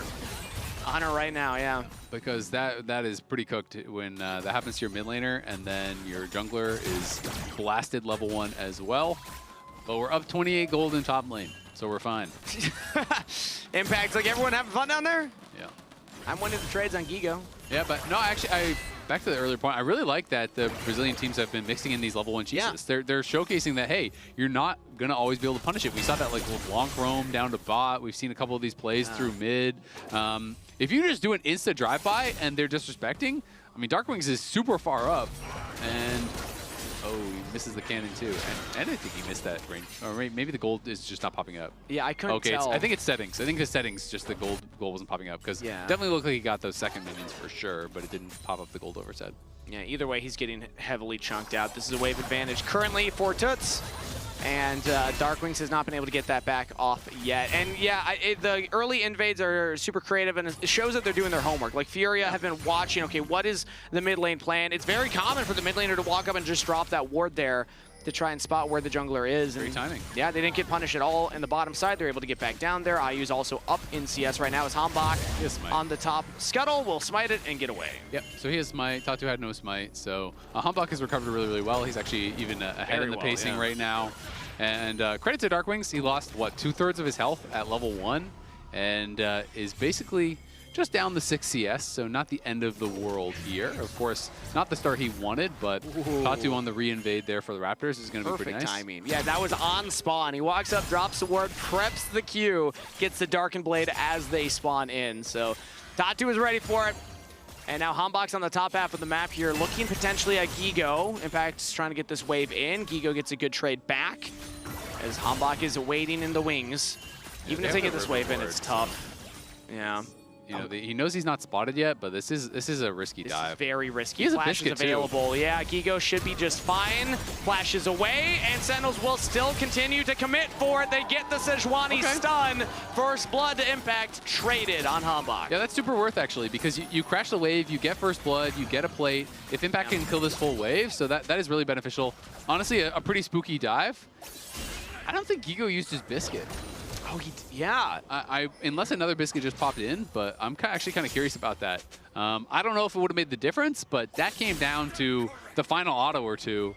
Sometimes biscuit makes a difference. Even if you die, if it makes the difference between getting first blood or not, first blood is actually a lot of gold It is a lot, so, yeah. 417 in favor of Impact. Yeah, so that's actually a pretty big deal. And Gigo was getting kind of smacked in the 1v1 prior to that, so that is the bigger issue, is that not only did he die and his opponent gets the kill, but he's already down CS, and then the wave is pushing away from you when it gets crashed in your tower like that. So nice job by Hambach and Impact. Whether or not the biscuit would have saved him, didn't look like he used it. So well, now Impact has the Haunting guys on the back here. They'd both gone for early backs and then TP to lane. Impact will now make it back in, and the wave's pushing into him. So it's a really good position for Impact. Got the gold lead, got the item lead, and also Wave's going to be in a comfortable spot. Yep, because Aatrox is up here now, so will be spotted when he goes into the river. So we're going to see this one more time.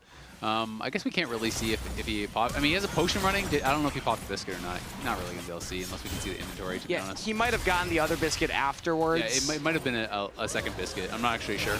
We can check that in the replay client. So Tatu did end up coming up. Impact takes a fair bit of damage there, but Hambach is behind him, and Impact is 6. So there is a potential to try to look for this. We'll see if they want to go. The back is still channeling, and now it is canceled. The needlework from Impact to slow down Gigo. He's trying to jump away. Flash forward from Impact. No, he's just dashing instead. Still has the summoner spell, and the last tick of the ult will not go through. Yeah. Gigo backing off. Yeah, Impact missed too many of the needlework hits there. I think he only hit 1 out of the 3 shots. And they wanted to try to force that. They did have level 6, and I think they win that 2v2, but Gigo has the cover of Tatu there. If Tatu had finished his recall, maybe he could get some sort of a chase down kill, but either way, Impact doing really well on that top side for now. The gold has evened out quite a bit though, was 400 in his favor until that was pushed in. Mid lane, slightly in the favor of Toots, and bot lane, kind of as you expect, in the favor of Furia. They do have the Nico into the Rel. You should just be winning these 2v2s early on. Yeah. And that is going to be looking pretty good for them. I gotta say though, Sentinels, that was a moment where they could have gone for a play topside. They found an avenue, but we also saw Toots leave the lane. TF can always just ult to wherever that side lane play is happening, so we need to keep that in mind as Sentinels look for side lane plays going forward. Meanwhile, Tatu starts up the dragon. It is spotted on vision. Sentinels know that this is happening. Hambach will use the smite early here on the red buff, and who he's walking forward. Hambach over the wall, has the ultimate available, throws out the Glacial Prison. The dragon is secured, but Darkwings donated a kill there. And Sentinels pick up 1. Yep, gonna be able to get that kill. They'll grab the scuttle as well. So not bad, but good smite here from Tatu. And it feels like he's winning out on the smites every single time, pretty much, throughout this series. He's been doing a really good job at securing these objectives, as it was a bit of a flip, but Tatu gets it, and that would have been really rough for Furia if that did end up going their way too. But I gotta say, just such credit to Hambach for coming back from the early Raptors. He calls up who he calls himself up. Either way, Hambach's able to at least get the red buff and get back into the game. He had a slight lead before, now he loses the Dragon, but he got level 6 first and is able to set the team up for some kills. Gold donated onto Darkwings now, who's also had a great early game here, coming back from that early flash blown. Yep, yeah, I mean, the early flash blown really sucked, but oh, TF coming. Destiny used, gold card landed, and it sets up the public execution to knock him back down. Toots with a kill credit. So he used the Hallowed Mist after he got out of the stun. Did he actually not have it there?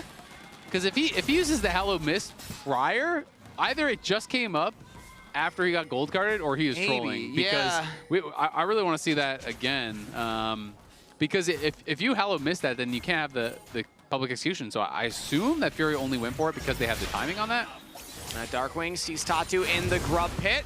Tatu will smite one away. That's 2 credit to Furia as who he has roamed up with the flash Q, and Tatu is out of there. Darkwings with another kill. Yeah, and Tatu just flashed into the wall there too and wasted his ult. So that is a bit tough. I don't even know where he was trying to flash. I think he was maybe trying to do a tricky play where he like flashes down in the red pit and they think he flashed up or something. Yeah. But he kind of just flashed into the wall. That looked completely wasted. So that is good for Sentinels. They do get 2 of those grubs, but you don't want to let this Yone get too accelerated. That can be problematic for them for sure, because they're not that tanky. Tuts and Jojo are walking up here. They got Tatu back on the red buff, so Hambach will he look for the smite steal. It is Tatu securing the objective. Hambach pretty low as he will walk away. Yep, so Tuts does come and they get that red buff, but at the very least, Darkwings was pushing in mid. Gonna go PD rush, which is pretty atypical, so is gonna go for the Phantom Dancer here straight up. Definitely gonna have very high damage, and Jojo coming out. Extra little minion there. Some bonus gold there for Mr. Impact to farm up. What's that minion doing? Count the minions. I mean, Impact's not even in lane, so does Jojo stay for the long con? No, he backed off. Okay. Yeah, so Impact still up 200 gold. He is up a good amount of farm, so that is nice for him. But of course, Gigo in a better spot than he was earlier, so we're going to see this again.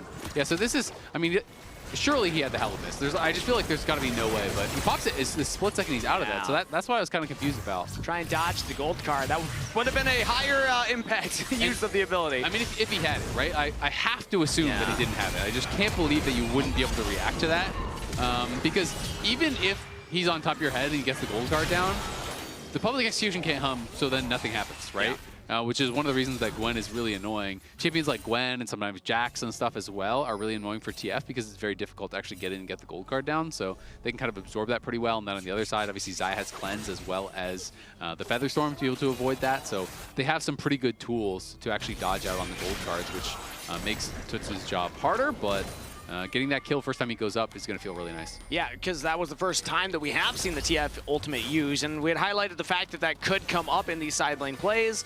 Darkwings is able to get a wave shoved in for that, but he's still a slight lead for himself. Tuts did get a kill for that. Is Huhi now in the river, caught out by Jojo and Tatu. Pop Blossom committed. His public execution will land on the Darkwings. Tries to ult back to safety. Gold card will land, and he's dead before any backup can arrive. Double kill over to Tatu. Furia find 2. Yeah, Hui dying is like more okay. I mean, he spent his flash earlier to get the kill on Tatu, but after Hui dies there, Darklings need to be leaving a lot faster, right? You know that they are around. I mean, I guess you have a flash and ult, so you think you can get out, and the public execution from Fog of War is tough to dodge, but still, that's not what you want. Nope, it is not. Impact doesn't even get anything down to the top lane for that here. Gigo just roams right back up. Needlework used. Impact's pushing Gigo off for now, but he even takes a turret shot, so it's not even like the health bar trade works. No, it's not even a good trade, and now he's getting ulted on. Again, rinse and repeat, and yet again, the Hallowed Mist not available, so Tuts, gold card plus Gigo, and another identical play. Impact falls again. Just such an overchase from Impact. What are you even using Needlework for? You're not even getting anything. You're just chasing him down the lane there without a care in the world for where TF is. And he's now behind. He's now down 500, 600 gold when you had this early gank, this dive that put you in such a good spot, and you have all the tools to be able to tank these ganks. But they are failing to do so, and now they're down 2K. I mean, Darkwings was gifted a couple kills in these fights. He throws that away, loses flash ulti. Impact is gifted a kill by Hombach.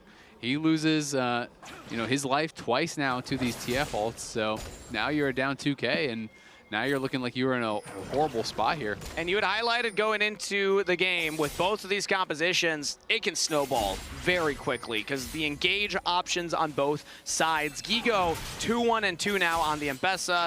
If he's able to land public execution on anybody, as we saw mid lane on Darkwings, like he's gonna have the damage here to kill it with that Eclipse finishes. Another 1v1 top side Impact. Snip not gonna land that time. Gigo gets back to safety, but the moment that these engages, the team fights start coming through. If you have that gold lead, if you're the team that's ahead, you're just going to be favored in those moments. Yeah, you really are. And we'll see. I mean, definitely going to be a tough spot, but Sentinels not out of it by any means just yet. I mean, there's a lot of CC on both sides as they are hunting for Impact, but he should just be able to he's got the back off. Skip and slash to just jump over the wall if he needs to, and doesn't need to. Now IU jumping in on top of Rahel. Featherstorm used. Blade Caller being held for right now. Maybe he was used on the wave earlier. Flash from IU to dodge it, and it's a 1-for-1 kill. Both AD carries trying to outperform each other, and they just trade him. Yep, Rahel used his Blade Caller on the wave when he was trying to clear that out, and then he gets tagged by the Void Seeker, so IU takes that fight. And it is a 1-for-1 at the end of the day, so both summoners used by IU, so maybe slightly in the favor of Rahel. But Impact here has Hombach around, and I mean, Gigo just has so much mobility, and Impact isn't really winning out on these trades. So now they're going to try to push in and see if they can set up a dive. No public execution, and we have the Needlework, so Hombach over the wall. They try and do it before the wave even gets there. Not even close. But Gigo gets out. He's just fine. Yep, and that is tough. Now Tatu, we're going to see if he can find a counterplay on somewhere else, but Tut's moving up here. Won't be able to stop the recalls. Not a big cost to that play, but still not able to really get anything from it. I mean, Hombach nailed the ulti over the wall, but they weren't really in a position to immediately damage him, and Best of W just absorbs so much damage. It is insane. So if you don't kill this champion in CC, it is tough. Ooh, Impact goes into the Hallowed Mist, and the sun still lands. He's got a TP coming in from Darkwings to keep him safe. And that means Yone is now on the top side, so they stopped the dive, but now they have nobody to catch his bottom wave. Hombach is there. Maybe he will look for it. Yeah, Hombach can go down to where it's there. Impact can TP in, so they're going to try to go for a wraparound, but he's spotted. Gigo has the public execution this time around. He'll just immediately back off, and Hombach sees it. Yep, there is a control ward, in fact, here. He'll clear that out, but Gigo is in no danger. Although, as I say that, Hombach... Okay, he got the Heartsteel stack. First Heartsteel stack. We're on the board. Yeah. So that's a heavily won play for Sentinels. Hey, as a Heartsteel enthusiast myself, but +1 Heartsteel. The dopamine you get from the bonk. Yep. It's not quite as much damage as the olden days, but still feels good. It does feel nice. I do miss old Heartsteel, though, as a Pantheon support player. Man, when it did like 500 damage. It was super OP. That was crazy. All right, Rahel catching the mid wave. The Herald is up, and Sentinels are trying to get this Scuttle Crab for it. Tatu, he has some backup, but he's not going to go all the way forward as Gigo and Impact find themselves in a 1v1 yet again. Public execution will land. The Needlework used by Impact. Gigo trying to sidestep it. That one will land. Impact with a snip, trying to find the last tick of damage. Flashes, and now running away as Gigo flashes forward. The M-Pesa cooldowns. The M-Pesa dashes. The M-Pesa 1v1s. Gigo finds the kill. I mean, you just don't win that. I didn't even really understand why he was chasing, so I was kind of wondering if he was seeing something that I wasn't seeing or if I was missing something. It never looked at any point that he was winning that 1v1 to me. And he's just chasing in like he's going to win. I mean, Gigo still had like 500 health left at the end. It wasn't even close. And now the Herald is secured by Hombach, so Furia were grouping up for a potential contest. They don't actually go for it, even though Gigo did find that solo kill on the bot side. So I guess it's something for Sentinels, but yeah, that's so much for Gigo. He gets the kill, he gets the turret. I mean, the game should be over at this point. It is, you know, closing in on a 4K lead. It's a 2K individual lead.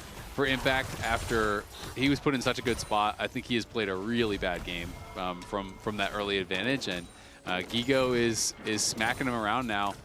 Able to team up with Toots a couple times, take him down. Yep. And then Impact he fully opted into that, right? Like, that was not as though Impact got stuck in this spot and had to take this fight. He's chasing him. He's chasing him down the river that whole way. And I feel like you were never even close to winning the fight. So I don't get it, but Impact is down again. And now, yeah, as I said, about a 4K lead. And Furia looking really, really strong. We'll see if Sentinels can find some sort of a really good team fight. Yeah, now's when we have to start giving the gig a cope here, because we talked about how snowbally these comps can get, but hey, if you find a pick, if you find somebody out of position, still engage tools for Sentinels, so theoretically it's possible. Darkwings is getting this top turret. Nice influx of gold for the mid laner here as Sentinels are trying to hold the mid lane. Glacial Prison goes out, and Killer Instinct will dodge it, and Tuz has to flash from the Yone ult, so that's a couple of plays there for Sentinels. They're finding some stuff. Yep, going to be able to get a cleanse, a flash, a Killer Instinct. That is something for them, but of course mid lane tower going to go down, and already lost that bot lane turret, so over 4,000 gold now. So yeah, you got a summoner here has too. A flank. He's got Hui behind him as well, but there's Guigo. There's Tatu. The engage from Hui will land, but the pop lost some re-engagement. No follow-up from Sentinels, and Furia.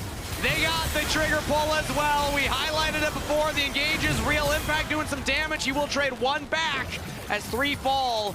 Furia still winning the fight. Rahel trying to get some damage onto Tuts, but Impact will still die.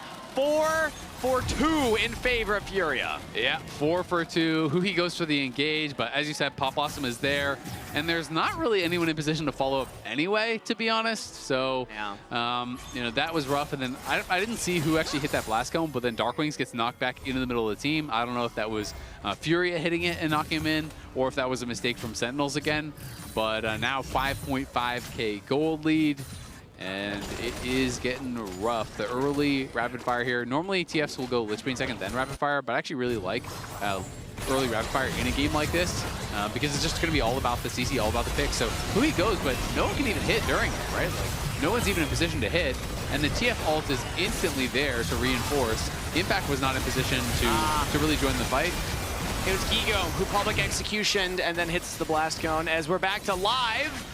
And nobody goes down. It looked like we were just scrapping in the top side right there. But yeah, even during the replay, like Darkwings doesn't have Fate sealed. Like they don't have the tools and Impact's ready. not even there. Yeah, so it's like that's just a really ambitious engage. I mean, it's just desperation, right? And they clearly think that the game is snowballing out of control. It's kind of similar to what they did last game when they started losing, right? Where they're just going to start sending it at every fight and they're going to hope it works out. Last game, it started to work out and they kind of started to get back into it. But this game, 6K down at 20 minutes and you're just all melee champs. Public execution dodged by the mist as Gigo had Tatu behind him, but Impact's able to absorb it and no play for Furia. Yep, no play for them, so they are able to absorb that engage. And you're kind of hoping maybe, you know, you just get that miracle rel engage into the follow-up from Darkwings. He has his IE done now, so his damage is going to be very, very high. Yep.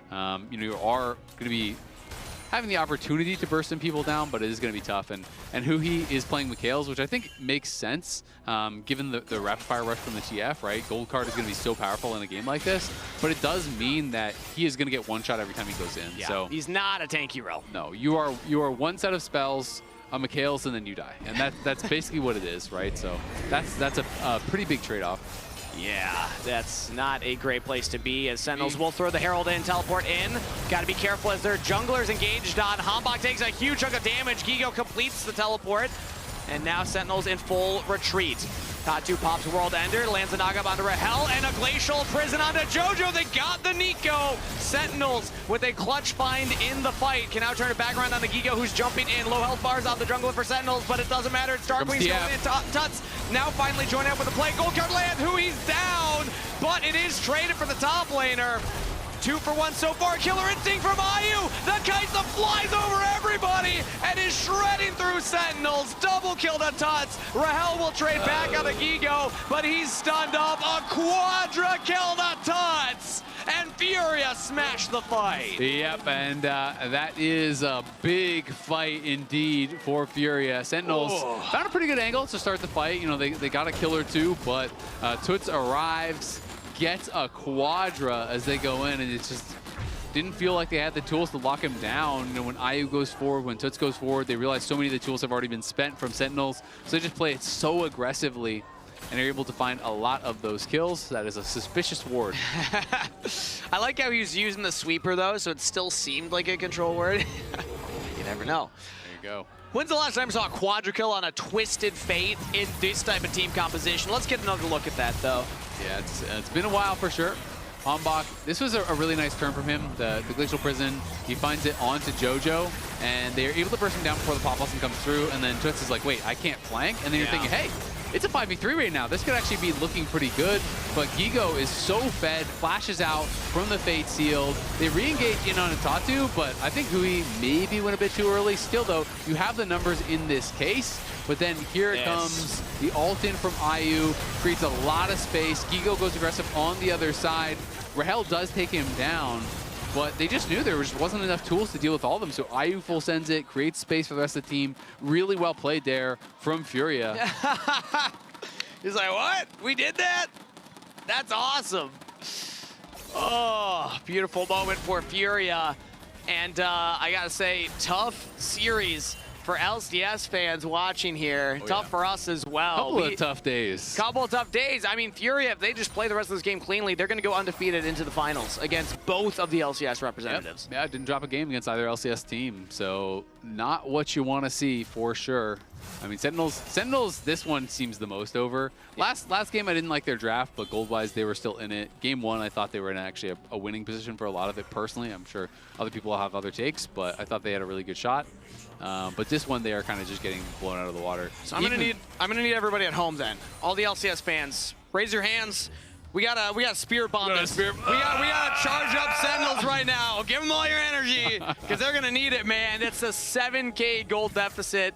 Dragon Soul in 4 minutes, but Baron's already on the table. FURIA can look at it right now. Yep, and they are gonna start to pressure this. And it is going to be really, really difficult to deal with. Rahel is quite strong. I mean, he has his big 3 items, but on the other side, you know, you're looking across, and every carry is, you know, 1.5 to 2K ahead. Yeah. So that is really, really tough. That's hey, you know, Tatu's only 967 ahead. There you go. But I'm not counting him as a carry because he's jungler, but he's still a carry. Well, fair enough. Yep. Even if it's a carry champion. I say Aatrox is carry champion, in a way, as who he actually goes for the engage here onto Tuts. Glacial Prison, a pick for Sentinels, but the Pop Blossom response. Rahel throws out the ult for the wrong way. Hui goes down. Trade of supports as IU still getting some damage in. Impact is in the mist, alone with Tatu. FURIA spreading around. Giga goes on to Impact on the flank here as Darkwing's trying to get onto IU. It's only supports falling on both sides as Sentinels find their pick, but do not get much more. Someone needed to hit that tower. That tower was doing so much for FURIA, and it's legit like one auto, but I guess they were worried about if you go forward, you get CC'd under it. Rahel needed to Featherstorm the correct direction as well, because that Blade Caller could have been huge and just controlling the space. Going Baron. They're just going to TP even on it, so now Sentinel's going to have to try to get in there. They're aware of it, but going to be tough. All right, Hambach walking forward, Baron rather down to under 10K. It's about the Rahel show. They got to buy space for the Xayah, but Hambach's already giga chunked out. Darkwing's going forward. Baron's still focused up. Smite it down as FURIA pick up the objective. Sentinels can't even get into the river to contest. Yep, not going to be able to do anything. Forward. Instant cleanse from Darkwings. He's able to get out of there. Actually, it was the Mikhails from Hui, so good from him to keep his 80 carry safe. But yeah, Baron's enough for FURIA here, plus the gold lead. They can either try and close the game, or they can just use this Baron to get the Dragon Soul. Yep, they'll probably just play for Soul. With these kind of compositions, it is a little bit harder Siege, right? True. And it's also 26 minutes. Exactly. It's still pretty early. So if you group up and you all get AoE'd, that's kind of the only way Sentinels would have a chance. But they are closing in on a 7,000 gold lead. They have Soul here in a minute and a half, and they have the Baron to continue pushing this advantage. So they are looking really, really good. Toots almost has his death cap even, so that is big. IU has the Seekers now, so it gets even harder now to find a potential one-shot or to find a potential pick here for Sentinels. Yeah. And so they are in tough. as FURIA have just been better. FURIA have just executed in the big moments. They've looked more coordinated in the team fights, and even the individual play. I feel like the solo lanes have really been outclassed today for Sentinels. Impact and Darkwings, I think, have been super outclassed by their counterparts. I mean, FURIA are playing clean, they're playing clinical. Sentinels, they're playing like they just got off Willie Nelson's tour bus, dude. Like, we got to figure out what's going on with this vacation that LCS is on down in Brazil, because getting swept back-to-back by FURIA is pretty tough. It's a tough look for sure. Pretty tough look, as that's about what is about to happen here. FURIA, 45 seconds till that Dragon Soul. Sentinels so far behind as Tatu gets some damage on Darkwings, but actually Darkwings trades a decent amount back. Now IU landing the W. Gigo under turret onto Rahel. That's already Featherstorm used, so no Xayah ultimate for the Dragon Soul contest, if Sentinels can even get out there. Yep, that is public execution traded for it, but that is going to be a shorter cooldown, and Gigo just knowing his limits, putting that pressure on constantly here, as mid lane tier 2 will fall easily to the cannons. Gigo doesn't have to risk anything, and we'll see, can they even get out there? I feel like no. I think that the chances are low to even get over there. I mean, you probably can't win with Ocean Soul, but you're probably never going to be able to get the Ocean Soul, so Look at this vision. It's, yeah, everything is covered. So, I mean, it's either you give this and then you turtle up and hope you can get a random Elder, or you flip it and just send Hambach in by himself to go on a one-way mission. I mean, Impact is just pushing in on the top wave. Toots actually gets behind Hambach, so IU flying over with the Killer Instinct. Instant cleanse on the Glacial Prison. Hambach is hunted. Dragon Soul is claimed. FURIA are running away with this game, as Hambach will just try and hit this wave. Impact is still pushing in the top side, but with Hambach falling, feels like this is the final game-winning push from FURIA. They even still have the Baron. It just expired, but now they can defend against top push and regroup as a team. Yep, nicely done. FURIA gonna be able to claim this, you have to think. I mean, there's no reason for them to flip it. They just play it really well. They use both the TF and the Kai'Sa push in, and now they're gonna try to push in and potentially end the series right here. They're grouping up as 5 on the bottom side, and that means that Sentinels have only one avenue they have to defend, as the mid lane is the next focus here. So if Sentinels can keep these inhibitor turrets up, they will have Hambach respawning. They can go for another 5v5 fight, but the gold lead is just so big for FURIA, plus the Dragon Soul keeping them all topped off and healthy in this fight. Engelbarb's not going to land as Tuts, the focus, lands a gold card. Stun onto Impact, but no follow-up from the rest of the team. Tatu just keeps dashing back and forward over this little wall, keeping Sentinels on their toes. But without the Baron, it is hard for FURIA to actually continue the siege in these lanes. So for now, they're going to back off. Yep, can be a bit difficult, but still, all they need is really one opportunity. If Sentinel steps a bit too far forward, they are going to get picked, and then that is going to be the end of the series. Sentinel's going to keep fighting it out, of course. Going to try to look for any small window of opportunity that they could find.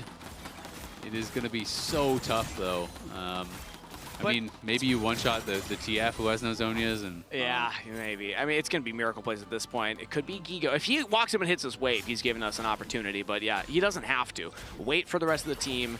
You don't see anybody on Sentinels on the map. They just clear out the bottom vision. And Sentinels haven't even taken this bot tier 3 turret. Like, that is an outer turret in mid and bot lane. Yep. Yeah, I mean, we've been pretty much on the back foot. You know, there was just too many mistakes in the early game. Impact was in a good spot, and Darkwings got into a good spot, but then they just didn't execute in the fights. Impact, you know, was using his miss really aggressively for just kind of these trading patterns a lot of the time, and then TF would find an angle to kill him off. Then he tried to take this 1v1 down bot side, get solo killed, and so that was, you know, really, really tough. And then it's just been Sentinels on the back foot the whole time, looking for an opportunity to find a fight. But we talked about it in draft, when you have these kind of compositions where it's just a whole bunch of melee champs all running at each other, one team gets ahead. Yeah, that's generally the team that does come out on top. It feels like, again, I don't want to have hope, but it still feels like there's a couple of avenues that Sentinels can't play, because you highlight there is no Zonias on Tuts. We can try and get onto IU. He has the Zonias available, but like, it is a squishy target. Even the Nico, relatively squishy with only some armor and a little bit of health. So it's not like it's impossible. I want to believe.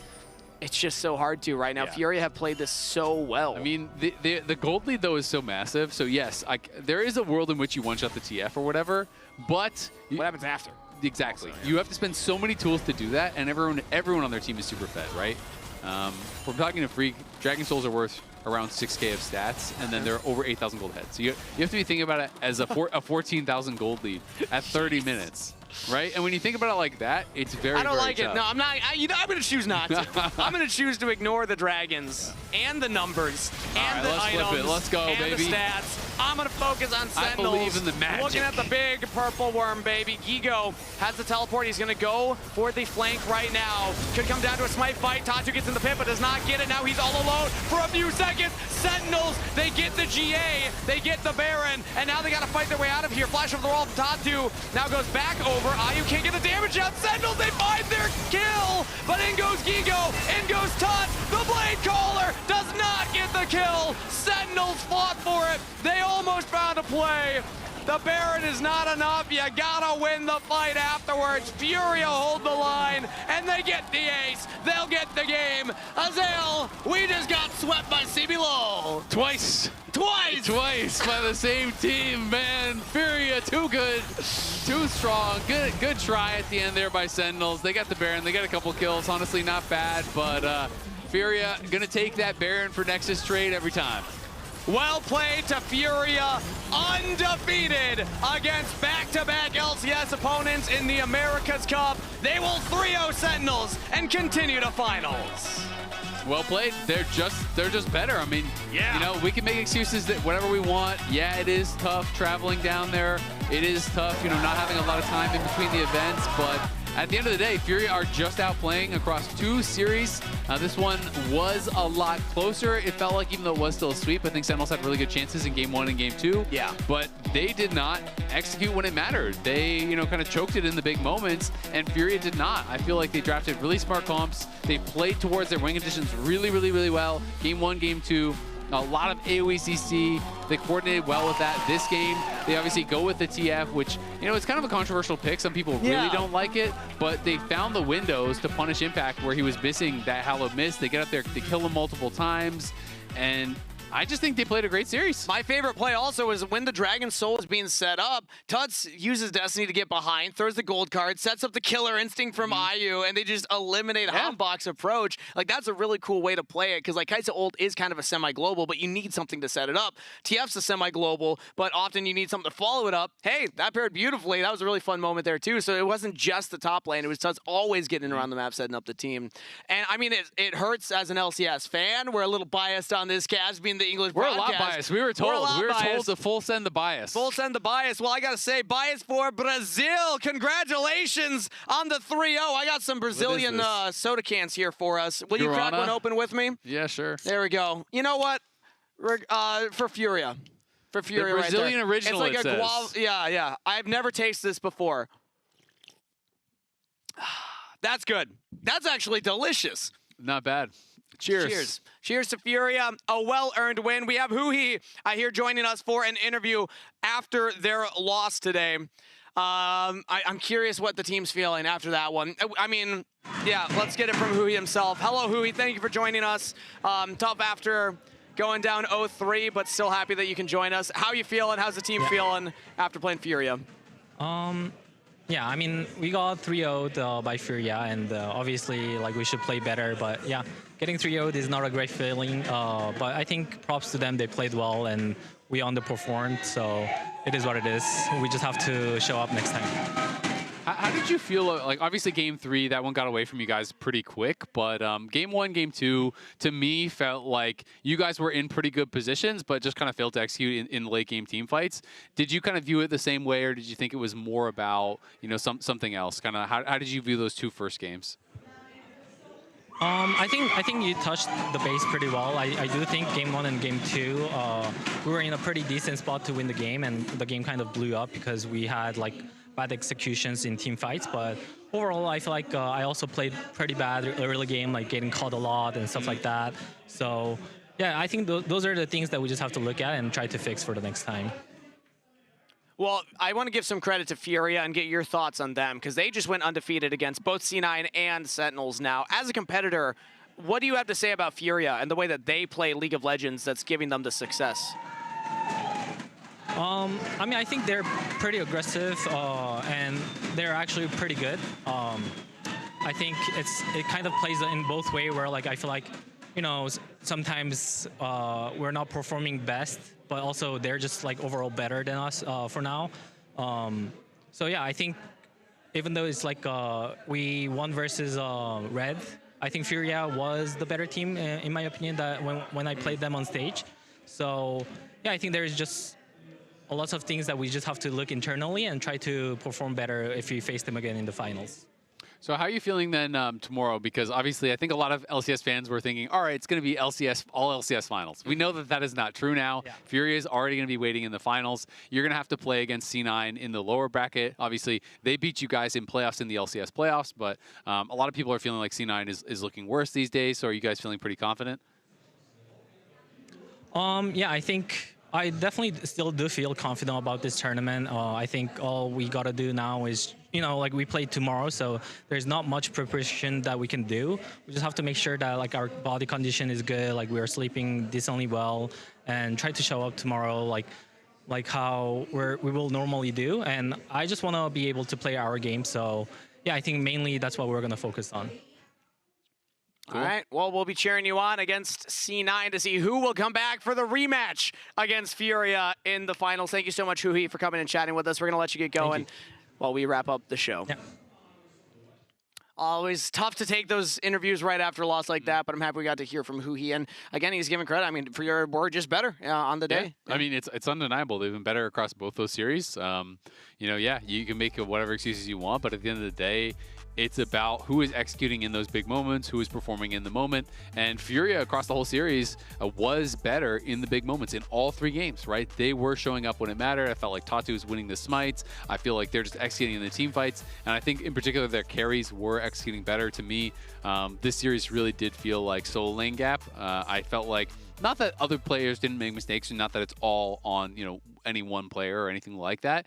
But I did feel like consistently, you know, Gigo and Toots were really showing up in those big moments and having a big impact in those fights. And I felt like oftentimes it was the guys on Sentinels that were falling short. But you know, when you look at the totality of the series, I felt like Tatu was so consistent across all 3 games, always finding really good engages in the Wukong. He was so good on the Skarner, you know, much less popular pick, but I felt like his timings on the engages and the peeling was so good with the Impale and the Ishtal's impact. And then in this final game, putting a lot of pressure on, even right from level 1 on the Aatrox. And even when he got put down a bit, he still was able to find a couple kills and then became super relevant in the fights. I was trying to see what he was riding there in that full screen. That's the first time we saw the full picture of him. It looked like a bull. I don't... Sentinels and Cloud9. Oh, no. Somebody's going to make a curse Photoshop later. All right, let's take a look at the bracket now. And look at that, baby. Furia, 2-0 Cloud9, Kia, 2-0, 3-0 Sentinels right there. That was a best of 5. I blanked one of those games out of my memory even. 3-0 Sentinels. And C9 barely were able to take down RED Canids Kalunga yesterday. Didn't get Kalunga. We did not get Kalunga. That's what we got going for us. You know, we got to take that one to the bank because so far that's what LCS has to be proud of. It's going to be an LCS versus LCS lower bracket finals to see who gets the rematch against Furia. Who are you favoring? No one beats LCS 3 times in a row. I think LCK and LPL will have something to say about that one. No? Nope. Okay, because we're at like 10 times in a row for them. No one beats LCS 3 times in a row in America's Cup. In America's Cup. It hasn't happened yet. Yep. It's going to be Sentinels versus C9 tomorrow. Who are you favoring on that one, Azale? I gotta go Sentinels, man. I think Cloud9 has been looking really really rough these last couple series. I do feel like if Cloud9 can teleport back to their form 3 weeks ago, I think they could legit just stomp Sentinels again, stomp Fury in the finals, but they have looked really rough at America's Cup. They looked out of sorts in finals, and I just feel like this C9 has not been looking like themselves, and I think based on current form, you have to favor Sentinels. I think they've been the better team at America's Cup for sure. I got to agree. And a reminder for everybody, if you see on your screen, it's daylight savings. So set your alarms a little earlier, and remember that we are starting technically an hour earlier from normal. And actually, I believe we are just, at 12 p.m. Pacific time. So actually, just an hour earlier, plus the daylight savings time. Time's a funny concept, isn't it, Zil? Yes, but daylight savings, why does it even exist? I don't know. When I lived in Phoenix, they have no daylight savings there. It's actually just better. Wait, they don't? No. Wait, that's You crazy. We gotta literally speak to don't the- need it. It's pointless. What are the Phoenicians doing? There's no we're point. not. It's completely fake.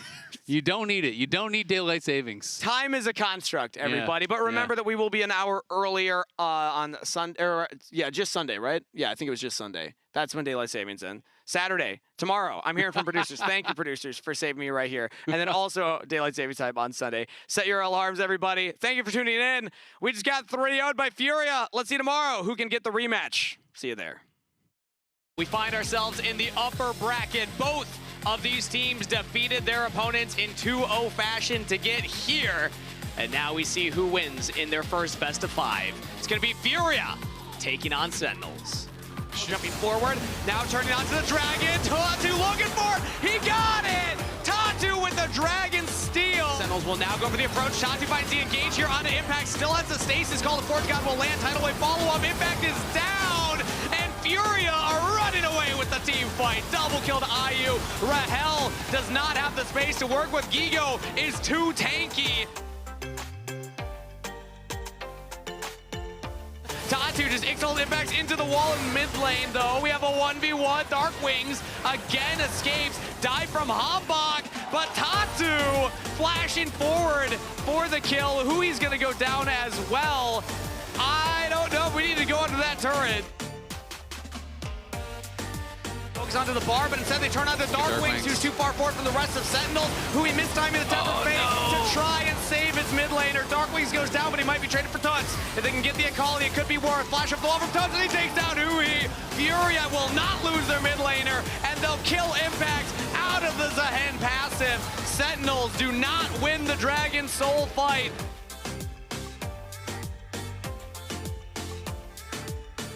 Tuts now finally join up with a play. Gold card land, who he's down, but it is traded for the top laner.